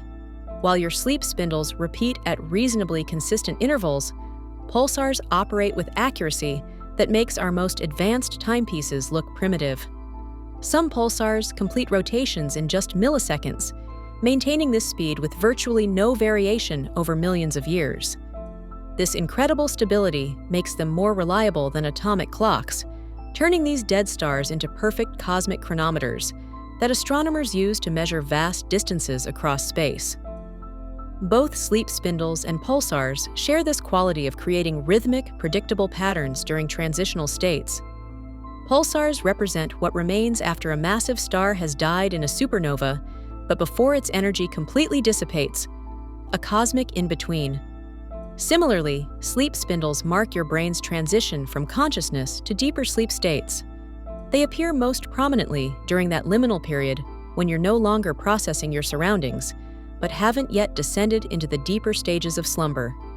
The protective function of these rhythmic patterns reveals another parallel between your sleeping brain and these stellar remnants. Sleep spindles serve as guardians of your rest. They help block external stimuli from reaching your consciousness, essentially creating a shield that allows you to remain asleep despite potential disturbances in your environment. This is why some people can sleep through moderate noise, while others wake at the slightest sound. Differences in sleep spindle activity directly affect how well your brain filters out disruptions. Pulsars create their own form of cosmic protection through their intense magnetic fields. These fields, often trillions of times stronger than Earth's, create boundaries that shield the pulsar's inner workings from the surrounding universe. The electromagnetic radiation we detect comes from these protective fields, not from the neutron star itself, which remains shielded within this energetic boundary. What's particularly interesting about sleep spindles is how they contribute to one of sleep's most important functions: memory consolidation. During these brief bursts of neural activity, your brain processes information gathered during wakefulness, strengthening important connections while pruning away less relevant details. This process transforms fleeting experiences into lasting memories that become part of who you are. Pulsars serve a similar role in helping us understand the universe. Astronomers use these predictable cosmic beacons to study everything from stellar evolution to the nature of space-time itself. The perfectly timed pulses allow scientists to detect tiny gravitational waves rippling through the cosmos, and even help spacecraft navigate through the solar system. Both sleep spindles and pulsars transform transitional states into opportunities for establishing order and understanding. This connection between sleep spindles and pulsars wasn't lost on ancient civilizations. Many cultures across history recognized something significant in the relationship between human sleep states and celestial phenomena. They lacked our scientific instruments, but intuitively understood that the rhythms of human consciousness mirrored patterns visible in the night sky. From Egyptian sleep temples to Native American dream catchers, traditional practices often linked proper sleep to cosmic alignment. The protective boundaries created by both sleep spindles and pulsars reveal something fundamental about transitions in both human consciousness and cosmic evolution. These aren't chaotic changes, but rhythmic processes that maintain order amid transformation. Your brain doesn't simply shut down during sleep. It creates sophisticated protective mechanisms that allow for essential restoration while preserving what's valuable. Similarly, when stars die and become pulsars, they don't simply fade away, but establish new rhythmic patterns that contribute to cosmic stability. Modern sleep science continues to uncover the importance of these transitional states. People with certain sleep disorders or neurodevelopmental conditions often show abnormal sleep spindle activity. Understanding these patterns may eventually help develop treatments for everything from insomnia to learning disabilities. Just as astronomers use pulsars to map the cosmos, neuroscientists use sleep spindles to map the geography of consciousness itself. Nebulae and hypnagogia, cosmic cloud consciousness. Speaking of mapping consciousness, there's a border territory between wakefulness and sleep that remains largely uncharted. This mysterious realm called hypnagogia, where your thoughts transform into surreal imagery while you're still partially aware, shares striking similarities with the nebulous clouds drifting between stars. Both exist in paradoxical states of being and non-being, where creativity emerges from cosmic uncertainty. If you've ever experienced that strange floating sensation just before sleep takes over, you've entered hypnagogia. This isn't quite sleep, and it's not quite wakefulness either. It's something beautifully in between. During this transitional state, you might notice geometric patterns swirling behind your eyelids, or fragments of scenes playing out like a disjointed movie. Maybe you felt your body suddenly jerk as if you're falling, or heard someone call your name when nobody's there. These bizarre experiences happen when your brain begins shifting from logical processing to visual spatial thinking, a fundamental change in cognitive function as your mind prepares for sleep. What makes this state so fascinating is how it mirrors something equally vast and undefined in our universe: nebulae. These massive clouds of gas and dust exist in the space between stars, occupying a similar in-between state. They're neither solid objects you could touch, nor are they empty voids. They exist in a dreamlike middle ground that perfectly parallels our hypnagogic experiences. The transformation that happens in both states is particularly noteworthy. When you're drifting into hypnagogia, ordinary thoughts don't stay ordinary for long. That conversation you had earlier might suddenly transform into vivid imagery. Perhaps you see yourself floating above the scene, or the person you were talking to morphs into someone else entirely. Your brain is literally transforming abstract ideas into concrete visual experiences. This same kind of transformation happens in nebulae across the cosmos. What begins as invisible gases becomes spectacular visible formations when energized by nearby stars. The invisible becomes visible, just as your thoughts become visible to your mind's eye during hypnagogia. The wispy tendrils of the Eagle Nebula, or the ghostly glow of the Orion Nebula, represent physical manifestations of what was once unseen, much like our thoughts materializing into hypnagogic visions. There's an incredible creative potential in both of these in-between states. Nebulae serve as stellar nurseries, where new stars are born from the dense material within these clouds. This creative process happens in the most undefined spaces of our universe, not in the structured environment of existing star systems, but in these nebulous in-between zones.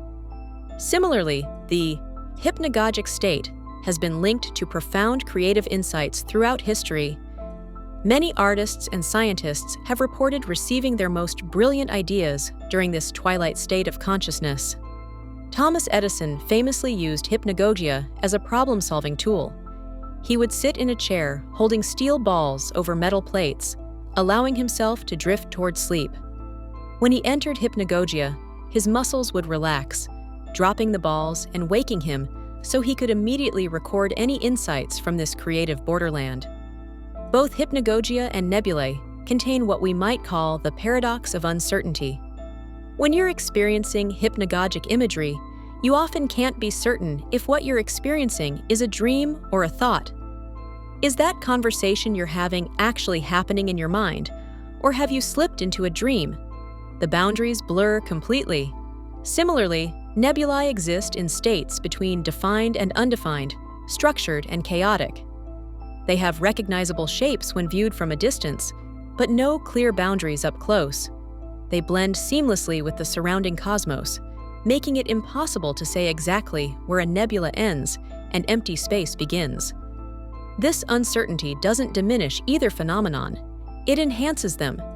The inability to categorize these experiences opens up possibilities rather than limiting them. Just as nebulae's undefined nature allows them to serve as creation zones for new stars, the uncertain quality of hypnagogia creates space for new connections and ideas in our minds. Many people report a profound sense of connection to something larger during hypnagogia, a dissolution of self that feels both peaceful and expansive. You might experience a sensation of your consciousness expanding beyond the boundaries of your body, or feel that you're connected to something vast and meaningful. This mirrors how nebulae have no clear boundaries, existing as part of the larger cosmic web rather than as isolated objects. What's particularly fascinating about these parallels is how they challenge our need for clear definitions. Western thought especially tends to categorize experiences into binary options: awake or asleep, object or empty space. But both hypnagogia and nebulae remind us that the most interesting phenomena often exist in the spaces between categories. They represent that liminal territory where boundaries dissolve and new possibilities emerge. The more we study these in-between states, whether in human consciousness or cosmic structures, the more we discover their essential role in creation. It's not despite their undefined nature, but because of it, that they serve as incubators for new stars and new ideas. Their very ambiguity creates space for transformation that wouldn't be possible in more rigidly defined states. Black holes and delta sleep, the gravitational pull of deep rest. Beyond those creative in-between states lies a force of nature that doesn't just blur boundaries. It creates an absolute one. Have you ever wondered why delta sleep feels so impossible to wake from? The answer connects your nightly descent into unconsciousness with the most extreme objects in our universe. When you reach delta sleep, your brain waves dramatically downshift. What were once the rapid oscillations of alertness transform into the slowest brainwaves your mind produces: delta waves. This isn't just a minor change, it's a fundamental state shift as profound as the difference between a star and what it might become after collapse. Delta sleep creates a boundary in consciousness that mirrors one of the most fascinating phenomena in physics. Just as a black hole forms an event horizon, that point of no return where gravity becomes so intense that not even light escapes, delta sleep establishes a threshold that your conscious mind simply cannot cross back over without significant external force. Think about the last time someone tried to wake you from deep sleep. That groggy confusion, that sense of being dragged unwillingly from another realm, that's the gravitational pull of delta sleep working against arousal. During this phase, you become almost completely unreachable. Only the loudest noises, or most vigorous physical shaking, have any chance of pulling you back to consciousness, and even then, the return is difficult and disorienting. This parallel goes deeper than just surface similarities. Black holes form when massive stars reach the end of their life cycle and undergo gravitational collapse.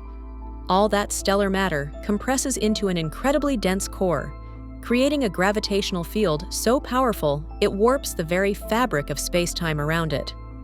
Similarly, during delta sleep, your brain activity compresses into its most simplified form. The complex, varied patterns of wakefulness collapse into the slow, rhythmic delta waves that represent the mind at its most condensed state. The event horizon of a black hole creates a unique situation in physics, a boundary beyond which information itself appears to vanish from our universe. Cross that line, and according to our current understanding, you're temporarily removed from the observable cosmos. Delta sleep creates its own version of this phenomenon. When you're in its depths, your consciousness effectively vanishes. You're physically present in bed, breathing, and occasionally shifting position. But mentally, you've disappeared beyond a threshold that waking minds cannot access or comprehend. What's particularly fascinating is how we detect both phenomena. We can't directly observe black holes. We can only identify them by their effects on surrounding objects. We watch as they bend light, affect the orbits of nearby stars, or pull matter into accretion disks that heat up and emit radiation. Similarly, we don't experience our own delta sleep directly.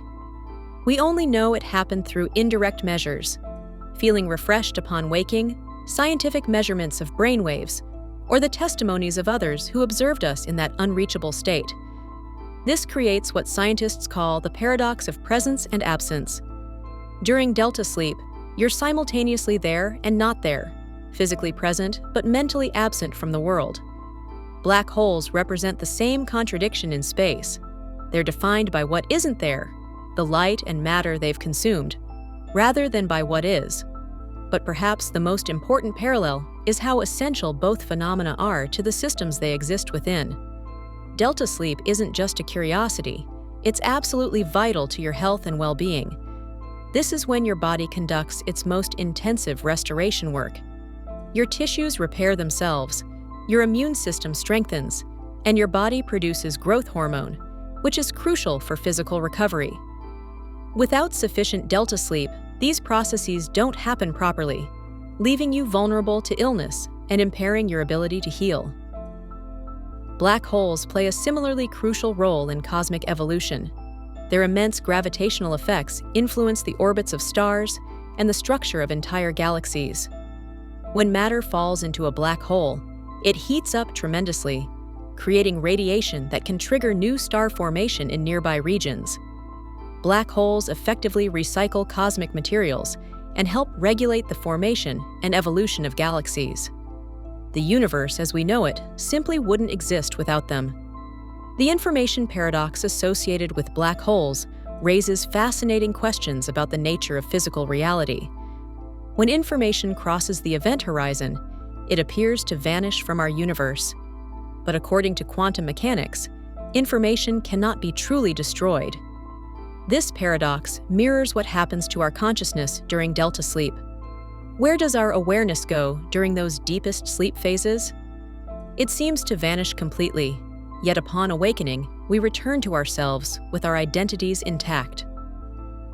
Understanding this parallel can transform how we think about sleep. Many people resist sleep, viewing it as wasted time or fighting against it when insomnia strikes. But what if we recognize the pull toward deep sleep as being as natural and necessary as a black hole's gravity? Just as black holes aren't cosmic villains, but essential components of universal structure, delta sleep isn't an inconvenient shutdown, but a fundamental force of restoration. When you feel that irresistible heaviness overtaking you at night, you're not succumbing to weakness. You're responding to one of the most powerful and necessary forces in human biology. The gravity of sleep, like the gravity of a black hole, isn't something to resist but to respect. It's drawing you toward the restoration you need. White dwarfs and sleep maintenance, the cooling phase of restoration. Once gravity pulls you into sleep's depths, your body enters a maintenance phase that few people truly understand. There's something counterintuitive happening during those middle hours of rest. Your body temperature actually drops, your metabolism slows, and yet this apparent cooling down is precisely what recharges your entire system. It's the same paradox astronomers observe in white dwarfs, stars that sustain themselves not through burning brighter, but through cooling slower. The middle portion of our night's sleep is arguably its most misunderstood. While we typically focus on falling asleep or the vivid dreams of REM sleep, it's actually the maintenance phase that does some of the most critical work. During this time, your body cycles between light sleep and deeper stages, with occasional REM periods interspersed throughout. This rhythmic oscillation between sleep states isn't chaotic. It's carefully orchestrated to maximize restoration. White dwarf stars provide a fascinating parallel to this maintenance phase. These aren't the dramatic, explosive supernovas we discussed earlier. They're what happens when medium-sized stars like our Sun reach the end of their main sequence life. Rather than exploding, they transform into something remarkably stable and enduring. These stellar remnants have exhausted their nuclear fuel and no longer generate energy through fusion. Instead, they begin a long, steady process of cooling, radiating their stored thermal energy over timescales that boggle the mind. What makes white dwarfs so remarkable isn't their brightness, but their longevity. Without generating new energy, they maintain their structure and continue to emit light for billions upon billions of years through an incredibly efficient cooling process. In fact, the oldest white dwarfs in our universe are nearly as old as the cosmos itself, yet they continue to shine with a steady, reliable glow. This stellar cooling process mirrors what happens in your body during sleep maintenance. As your first sleep cycles progress, your core temperature gradually decreases, a drop that might seem counterintuitive when we think about restoration. Yet this cooling is precisely what allows for efficient energy conservation and cellular repair. Your metabolism enters a state of reduced activity, and your brain settles into predictable wave patterns that facilitate memory consolidation and neural maintenance. The efficiency of both systems is truly remarkable. A white dwarf can maintain its structure and continue radiating light for billions of years, using only the thermal energy it has stored. Similarly, humans can function at peak physical and cognitive levels with just 7 to 9 hours of properly maintained sleep each night. It's an incredible return on investment. Roughly a third of your life spent sleeping enables the other 2/3 to be lived with energy, clarity, and health. Both sleep maintenance and white dwarfs embody a fascinating paradox: stability through constant change. A white dwarf maintains its structure not by remaining perfectly static, but by continuously cooling and adapting over vast timescales. Similarly, sleep maintenance isn't a single, unchanging state. It's a dynamic process where your body cycles between different sleep stages throughout the night. These continuous shifts between stages paradoxically create the stable restoration your body needs. This process works wonderfully when everything goes according to plan. But when sleep maintenance is disrupted, the consequences can be severe. Disorders like sleep apnea or maintenance insomnia don't just leave you feeling tired. They increase risk for serious conditions like heart disease, diabetes, and cognitive decline. Your body simply cannot perform its essential maintenance functions without proper, continuous sleep cycles.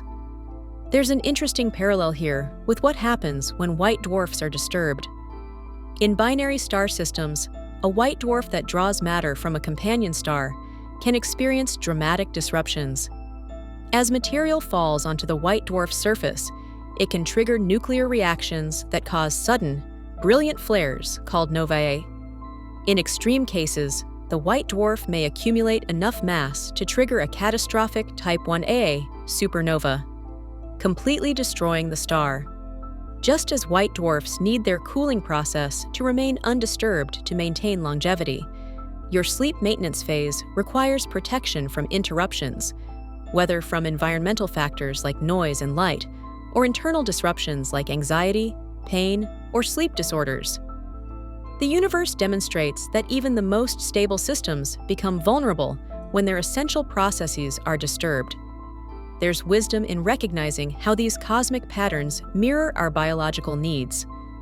When we understand that the middle portion of sleep isn't just waiting time between falling asleep and waking up, but rather an active, vital process similar to a white dwarf's efficient energy management, we can develop greater respect for this phase of rest. The apparent slowdown, both in stellar cooling and human sleep, isn't a sign of diminished importance, but rather of sophisticated energy conservation. This maintenance phase also explains why simply getting enough hours of sleep isn't sufficient. The quality and continuity of those hours matter tremendously. Just as a white dwarf must maintain specific conditions to continue its steady cooling process, your sleep needs to progress through its natural stages without significant disruption to provide its full restorative benefits. Cosmic background radiation and sleep paralysis, echoes of creation. Beyond the maintenance phase of sleep lies something even stranger, a liminal state where your mind awakens while your body remains locked in sleep paralysis. While most transitions between sleep stages happen outside our awareness, sometimes we catch these mechanisms in the act, creating one of the most unsettling experiences humans can have. Sleep paralysis happens when your consciousness returns before your body's natural paralysis mechanism has fully disengaged. You see, during normal sleep, your brain paralyzes most of your muscles to prevent you from physically acting out your dreams. This protective feature usually switches off right before you wake up, but sometimes the timing gets misaligned. The result? You're fully aware but completely unable to move or speak, trapped in your own body while fully conscious. This strange transitional state has a surprising cosmic parallel in the form of cosmic background radiation, the oldest light in the universe. Discovered in 1965, this omnipresent signal represents a moment when the universe itself was caught in transition. In the universe's earliest moments after the Big Bang, everything was so hot and dense that light couldn't travel freely.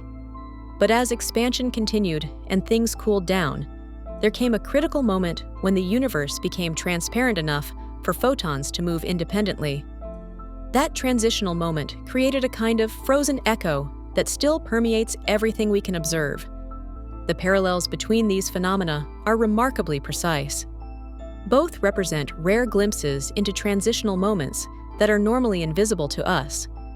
During regular sleep, we never notice the paralysis that occurs every single night. It's only during the disruption of sleep paralysis that we become aware of this mechanism. Similarly, the moment when the universe transformed from opaque to transparent would have been impossible to witness directly. Yet the cosmic background radiation gives us a permanent snapshot of that precise transition, like a fossil preserved in cosmic time. What makes sleep paralysis particularly unsettling is how it's often accompanied by vivid hallucinations. Many people report sensing a malevolent presence in the room or feeling a crushing weight on their chest. These hallucinations, combined with the inability to move, have led cultures throughout history to develop supernatural explanations for what is actually a neurological event. Ancient cultures described sleep paralysis as visits from demons, while medieval Europeans often attributed it to attacks by witches or evil spirits. Some cultures even have specific names for these entities: the Old Hag in Newfoundland or the Kaneshibari in Japan. The cultural interpretations of cosmic background radiation followed a similar pattern of misunderstanding before scientific explanation. When first detected, this faint microwave signal was initially mistaken for simple interference or equipment malfunction. The scientists who discovered it spent months trying to eliminate what they thought was unwanted noise in their radio telescope before realizing they had stumbled upon something fundamental. About the universe's origin, both phenomena exist at the boundary between different states: sleep paralysis at the border between sleep and wakefulness, and cosmic background radiation at the threshold between the universe's opaque and transparent phases. This concept of liminality, existing between defined states, helps explain why both experiences can feel so profound. They offer rare windows into processes that normally remain hidden from our awareness. What's particularly fascinating is how the experience of sleep paralysis, despite being terrifying in the moment, can actually deepen our understanding of normal sleep processes. By becoming consciously aware of the paralysis that normally happens without our knowledge, we gain insight into the complex machinery of sleep. We realize that our brains are actively working even when we're unconscious, carefully orchestrating a symphony of neurological events that protect us from harm. The cosmic background radiation provides a similar educational window. This faint signal, detectable only with specialized equipment, reveals foundational truths about our universe's earliest moments. It shows us that even the seemingly empty space around us carries the imprint of ancient cosmic events, a reminder that the universe has a history written into its very fabric. Both phenomena remind us that transitions, those in-between states that are neither one thing nor another, often contain the most revealing information. Sleep paralysis shows us how sleep and wakefulness aren't binary states, but exist on a continuum with fascinating border regions. Cosmic background radiation similarly demonstrates that the universe's evolution included critical transition points that shaped everything that followed. Understanding these parallels can transform how we experience sleep paralysis. Rather than seeing it as a terrifying anomaly, we can recognize it as a glimpse into the normal transitions our brains navigate every night. It's not a supernatural event, but a window into the machinery of consciousness, a rare moment when we directly experience processes that usually happen behind the scenes of awareness. This perspective shift doesn't make sleep paralysis any less unsettling in the moment, but it does provide a framework for understanding it. Just as astronomers don't fear cosmic background radiation, but instead study it for the insights it provides, we can approach sleep paralysis with curiosity rather than terror. It becomes less a nightmarish experience and more an unusual opportunity to observe the boundaries between different states of consciousness. For those who experience sleep paralysis regularly, this cosmic perspective offers practical benefits too. Research shows that understanding the mechanisms behind sleep paralysis can significantly reduce the anxiety associated with episodes. Recognizing that it's a normal physiological event, albeit one with unusual timing, helps remove the fear that often makes the experience worse. Many people report that simply knowing what's happening can transform sleep paralysis from a terrifying ordeal into a strange but manageable experience. The heat-death hypothesis and insomnia, when rest seems impossible. From the paralyzed body that can't rest properly, we turn to the restless mind that won't sleep at all, and its surprising parallel to the universe's final chapter. The laws of thermodynamics that govern everything from your bedroom heater to distant galaxies suggest our cosmos is slowly approaching a state where, like an insomniac staring at the ceiling, it will remain eternally awake, yet unable to do anything meaningful. Insomnia is one of those frustratingly common sleep disorders that affects millions worldwide. You've probably experienced it yourself at some point, lying awake despite exhaustion, your mind racing with thoughts that refuse to quiet down. This hyper-aroused state keeps your brain consuming energy when it should be redistributing it through sleep cycles, creating a maddening contradiction. You're simultaneously exhausted, yet unable to rest. What's fascinating is how perfectly this mirrors the concept of cosmic heat death, which physicists believe might be the universe's ultimate fate. In this theoretical end state, all the energy in existence becomes so evenly distributed that it can no longer perform useful work. Think of it as the entire universe reaching a kind of perfect equilibrium. Not hot, not cold, just lukewarm everywhere, with no temperature differences to drive processes forward. This isn't some fringe theory either. It stems directly from the second law of thermodynamics, which tells us that entropy, essentially disorder or randomness, naturally increases in closed systems over time. Just like your bedroom gradually gets messier unless you actively clean it, the universe naturally tends toward a state of maximum entropy. In the case of an insomniac brain, energy that should be flowing through different states during sleep instead gets trapped in circular patterns of worry and rumination. You might notice yourself thinking about the same problems over and over, unable to break free from loops of concern. Your brain is consuming energy, but not doing anything productive with it. Just like a heat-death universe where energy exists everywhere, but can't be harnessed to create or sustain structures. The time paradox in both scenarios is particularly striking. Ask anyone who's struggled with insomnia, and they'll tell you how minutes stretch into eternities as they watch digital clocks tick forward with excruciating slowness. 3 hours of sleeplessness can feel longer than an entire day of activity. Similarly, in a heat-death universe, time would continue to exist technically, but it would become meaningless. With no distinguishable events able to occur, no stars forming, no planets evolving, no life emerging, what would even be the point of measuring time? Perhaps the most troubling parallel is the self-reinforcing cycle present in both scenarios. The more you worry about not sleeping, the less likely you are to fall asleep. This anxiety creates a feedback loop that only worsens the original problem. Similarly, entropy's natural increase in closed systems makes heat. Death seem inevitable. The more disorganized the universe becomes, the harder it is to reverse the process, accelerating the path toward maximum entropy. But here's where our cosmic metaphor offers genuine comfort, rather than just an interesting comparison.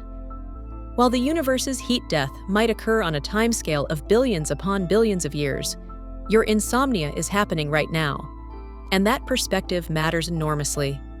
Recognizing the vast difference in timescales can transform how we experience sleeplessness. When you're lying awake at 3 a.m., catastrophizing that this night will never end and tomorrow will be ruined, you're essentially compressing cosmic timescales into human ones.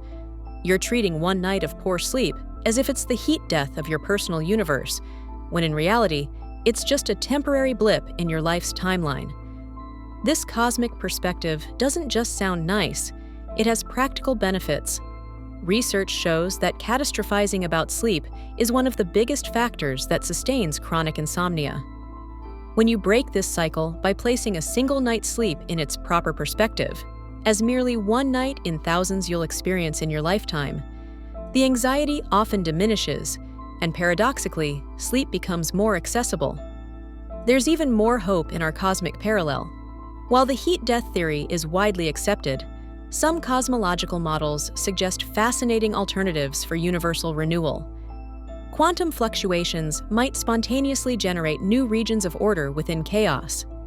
Multiverse theories propose that our universe might be just one of many, constantly spawning new universes with different physical laws and possibilities. Even cyclic universe models suggest that, after reaching maximum entropy, the cosmos might somehow reset and begin anew. Similarly, modern sleep science has developed remarkably effective treatments for even the most stubborn insomnia cases. Cognitive behavioral therapy for insomnia, CBTI, has success rates that would have seemed miraculous just decades ago. Techniques like sleep restriction, stimulus control, and mindfulness practices can rewire the brain's approach to sleep, breaking cycles that once seemed permanent. The universe teaches us another important lesson about insomnia. It's about energy states, not effort. You can't force yourself to sleep anymore, then you can reverse entropy by willing it to happen. Sleep isn't something you do, it's something you allow by creating the right conditions. This shift in perspective from active striving to passive allowing often makes all the difference for troubled sleepers. When we zoom out to cosmic time frames, we gain an invaluable perspective on our momentary struggles.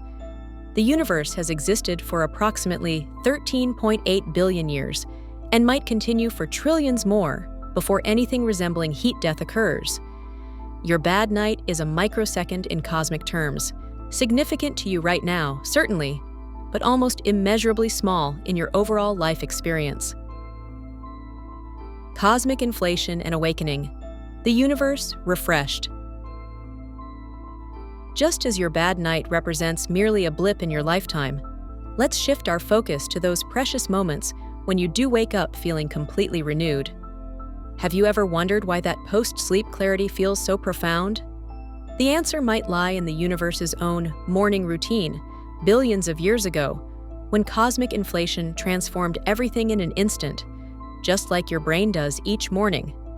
When you awaken after truly restorative sleep, there's this magical moment of renewal that's difficult to describe but instantly recognizable. Your body has completed critical repair processes overnight, your brain has reorganized information, and suddenly you're ready to engage with the world again with a freshness that wasn't there the night before. This transformation isn't just subjective, it's backed by measurable physiological changes happening during those first few minutes of consciousness. What's fascinating is how this personal awakening experience parallels the earliest moments of our universe.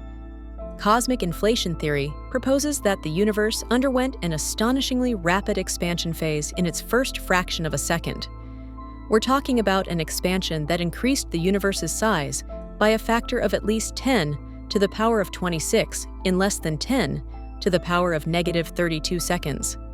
This wasn't just growth, it was a fundamental transformation that established the conditions for everything that would follow, including the possibility of our existence. When you transition from sleep to wakefulness, your brain undergoes its own inflation-like transformation. Those slow delta waves that dominated your deepest sleep begin rapidly shifting toward faster beta waves associated with alertness and cognitive engagement. This transition happens remarkably quickly. Within minutes, your entire consciousness transforms from the quiet void of deep sleep to the active, aware state of wakefulness. This awakening process involves a symphony of hormonal changes too. Your body releases cortisol, often called the awakening hormone, which helps promote the alertness you need to engage with the day ahead.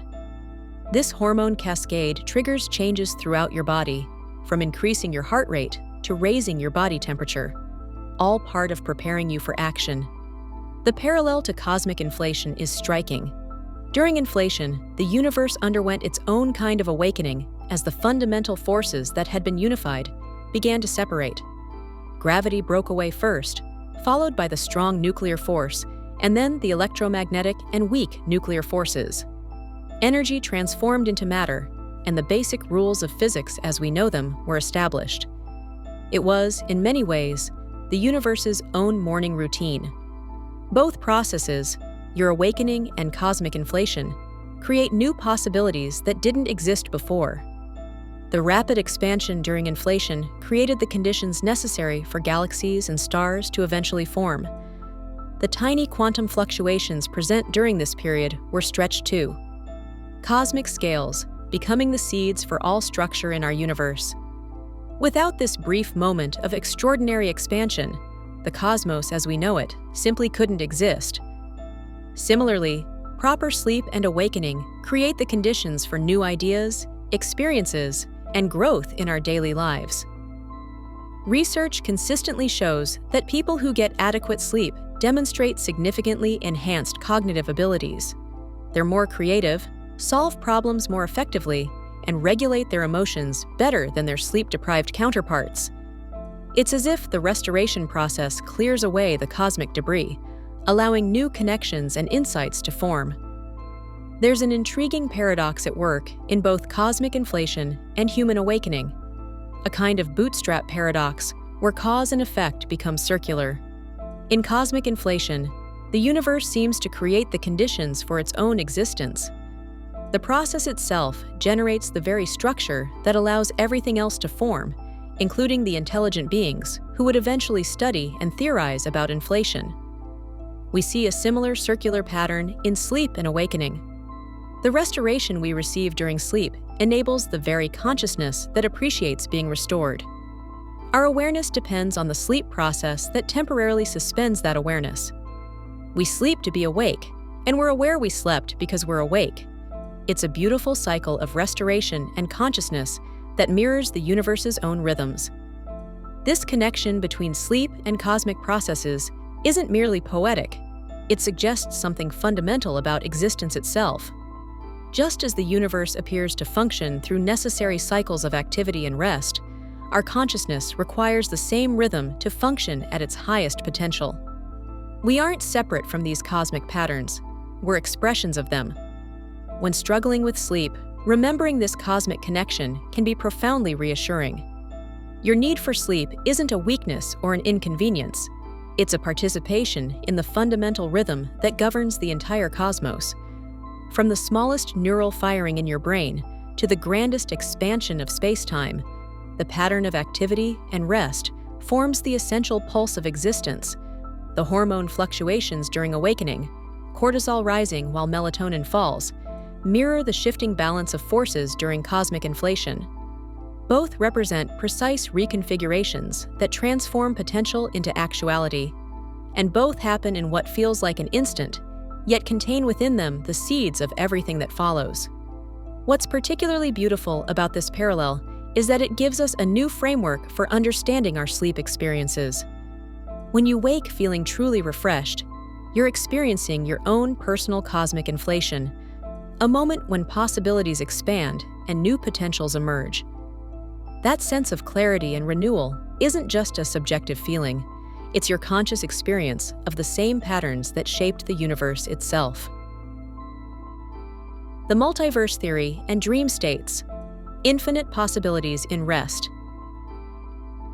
While waking brings expansion of consciousness in this reality, what happens when your mind wanders during dreams remains profoundly more enigmatic. In these nightly journeys where you can suddenly fly or reunite with departed loved ones, your brain might be doing something far more significant than random imagination. It might be tapping into the infinite branches of reality predicted by multiverse theory. Dreams have always occupied this strange territory in our understanding of consciousness. They're intensely real experiences while we're in them. You feel the wind against your face as you soar above mountains, or the emotional weight of conversations with people who may no longer exist in your waking life. Yet upon awakening, these vivid experiences dissolve into questions about their meaning and reality. This paradoxical quality of dreams, being simultaneously real and unreal, creates a perfect parallel to one of physics' most mind-bending concepts.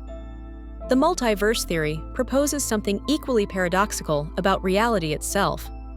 What we experience as the universe may actually be just one of infinitely many universes, each with its own set of physical laws, histories, and possibilities. Just as dreams construct alternative realities where you can walk through walls or breathe underwater, the multiverse suggests that somewhere in the vast cosmic landscape, virtually any physically possible scenario is actually happening. When you think about it, the parallels are striking. In dreams, you might find yourself in a version of your hometown where the streets are slightly rearranged, or in conversations with alternate versions of people you know. These dreamscapes feel authentic despite breaking the rules of conventional reality. In the multiverse framework, there could be universes nearly identical to ours, except for tiny variations. Perhaps you took that job offer you declined, or historical events played out differently. The authenticity of dream experiences mirrors how theorists describe potential alternate universes. You don't question the bizarre physics of your dreams while experiencing them. You simply accept that in this reality, you can suddenly understand animal language or walk through solid objects. Similarly, each universe in the multiverse would have its own internally consistent set of physical laws that might seem bizarre from our perspective, but would feel completely normal to any conscious beings existing there. This raises fascinating questions about identity and consciousness. When you dream of being someone slightly different than your waking self, perhaps more courageous or with different abilities, are you experiencing a glimpse of an alternate you? The multiverse theory similarly challenges our understanding of selfhood by suggesting the existence of countless alternate versions of ourselves, making different choices in different universes. Many philosophers have pondered whether consciousness might somehow bridge these theoretical gaps between universes. Perhaps the inexplicable sense of déjà vu we occasionally experience represents momentary glimpses across universal boundaries. Or maybe dreams themselves represent a form of consciousness that isn't bound by the limitations of a single universe, allowing our minds to wander across multiple branches of reality while our bodies remain firmly rooted in this one. The grandfather paradox presents an interesting connection between dreams and multiverse theory.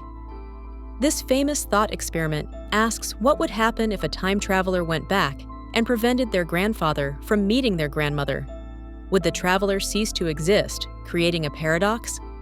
In dreams, we frequently interact with our past in ways that would create similar paradoxes if real, perhaps meeting younger versions of ourselves or changing pivotal moments in our lives. Multiverse theory potentially resolves such paradoxes by suggesting that each possible outcome exists in a different universe, eliminating the contradiction. Researchers exploring lucid dreaming, the ability to recognize your dreaming and even control elements of the dream while it's happening, approach consciousness from a direction remarkably similar to theoretical physicists studying the multiverse. Lucid dreamers learn to identify reality checks that help them distinguish between waking and dreaming states, developing techniques to navigate and influence dream worlds. Similarly, physicists use mathematical models to theoretically explore and potentially detect the existence of other universes that lie beyond our direct observation. The connection between dreams and quantum physics goes deeper still. Some researchers in the field of quantum consciousness theorize that our minds may operate in part through quantum processes, the same fundamental level of reality where multiverse theory originates.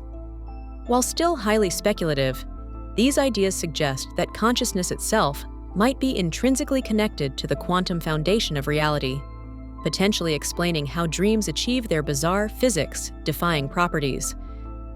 When we view dreams not as meaningless brain noise, but as explorations of alternative realities, sleep transforms from a simple biological necessity into something far more profound. Each night becomes an opportunity to expand consciousness beyond the limitations of a single universe. This perspective shifts how we relate to sleep itself, no longer just a shutdown period, but an active exploratory state where consciousness continues to operate, perhaps even accessing aspects of reality unavailable to our waking minds.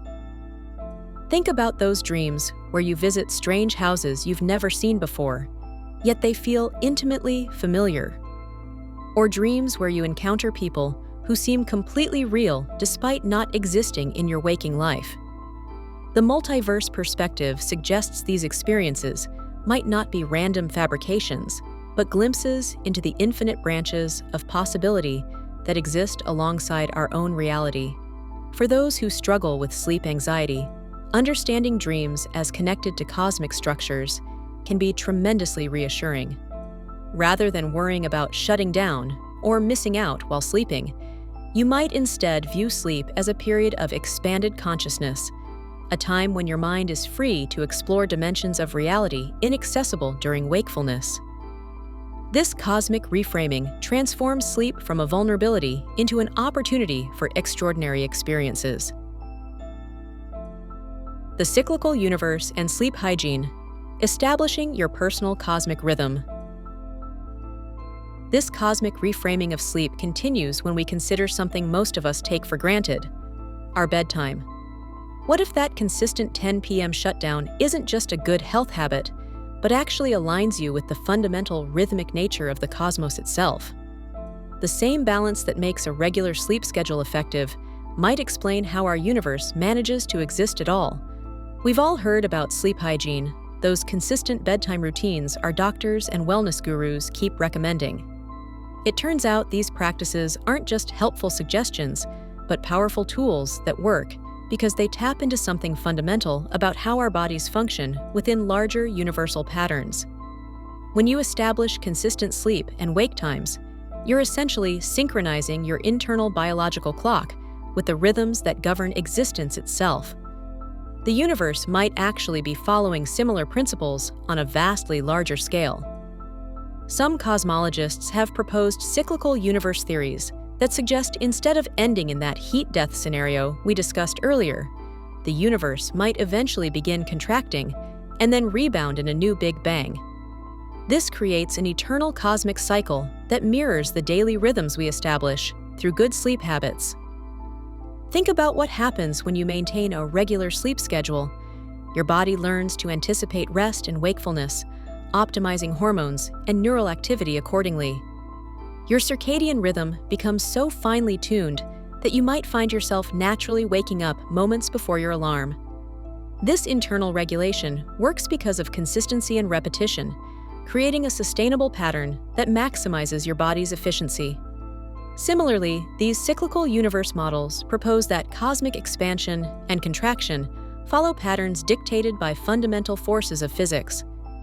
Just as your body's internal clock relies on consistency, these theoretical cosmic cycles would be governed by constants and forces that maintain balance over inconceivably vast time periods.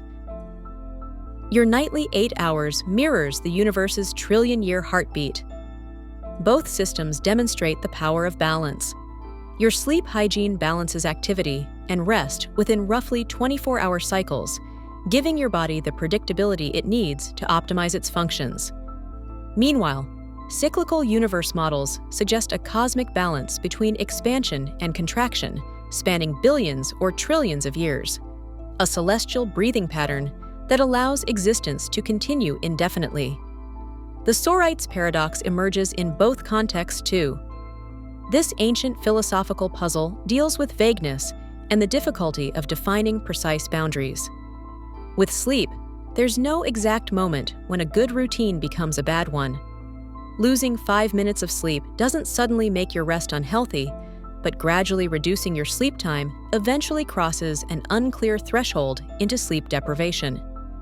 Similarly, these cosmological models suggest there's no precise point when cosmic expansion would begin to reverse. The transition would be gradual and determined by countless interacting factors. When creating an ideal sleep environment, we pay attention to environmental details, controlling light exposure, maintaining comfortable temperatures, and minimizing disruptive noise. These seemingly small factors dramatically impact sleep quality. Cosmologists tell us something remarkably similar about universal conditions. The precise balance of fundamental constants must be maintained for cycles of expansion and contraction to occur properly. Just as a too bright bedroom disrupts your sleep cycle, slight changes to the cosmological constant would break the universe's rhythm entirely.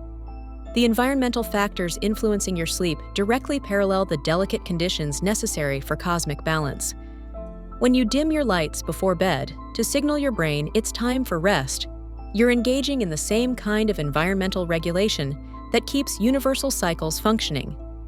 The temperature of your bedroom, ideally between 60 to 67 degrees Fahrenheit for optimal sleep, mirrors how precisely calibrated cosmic temperatures must be for the universe to maintain its rhythmic existence. Both sleep hygiene and cyclical universe theories offer something profound: hope against entropy. The second law of thermodynamics tells us that systems naturally tend toward disorder. Your sleep habits combat this tendency by creating intentional patterns that restore order to your body and mind each night. Similarly, while conventional models suggest the universe is headed toward eventual disorder and heat death, cyclical theories propose that built-in cosmic mechanisms might allow for eternal renewal through these expansion-contraction cycles. When you establish consistent sleep routines, you're not just improving next day's productivity, you're participating in the same fundamental principle that might allow the cosmos to exist eternally. Your daily commitment to regular sleep patterns mirrors how the universe potentially maintains itself through grand cycles of expansion and contraction. The microcosm of your bedroom reflects the macrocosm of universal design. This connection goes beyond mere analogy. Your body contains elements forged in stars, and the rhythms governing your sleep evolved in response to planetary rotation and cosmic radiation. The regularity you establish in your sleep schedule reconnects you with these ancient patterns, creating alignment between your personal rhythms and universal ones. Your commitment to sleep hygiene isn't just a health choice, it's a cosmic alignment. Even the disruptions to healthy sleep routines have cosmic parallels. Just as gravitational interference from passing stars might potentially disturb the delicate balance of universal cycles, the modern world introduces countless disruptions to our sleep patterns: blue light from screens, irregular work schedules, and stress from daily life. Maintaining sleep hygiene despite these challenges becomes an act of cosmic resistance, a way of preserving natural order against artificial chaos. By viewing sleep hygiene through this cosmic lens, we transform mundane bedtime routines into profound acts of universal participation. The consistency you maintain isn't just about feeling better tomorrow. It's about honoring rhythms that have existed since the beginning of time. Your personal commitment to sleep hygiene becomes a microcosmic example of the same patterns that potentially allow the universe to renew itself perpetually. Conclusion. As we come to the end of our cosmic journey through sleep, there's one more perspective I want to share that might completely change how you approach bedtime. Research has shown that shifting your view from the immediate anxiety of a single night to the vast cosmic scale can actually reduce sleep-related stress. When you're lying there worried about not falling asleep, try zooming out mentally. Remember that your tiny moment of wakefulness is just a blip in the immense timeline of universal cycles that have been unfolding for billions of years. This perspective shift works because it reminds you that your sleep isn't just some isolated biological function, but part of the same rhythmic patterns that govern everything from pulsars to planetary orbits. The universe doesn't rush, and neither should you. Tonight, as your consciousness begins to fade, know that you're not just going to sleep. You're participating in a cosmic tradition as old as time itself. The universe is tucking you in, cosmic traveler, and it's been perfecting this lullaby for 13.8 billion years.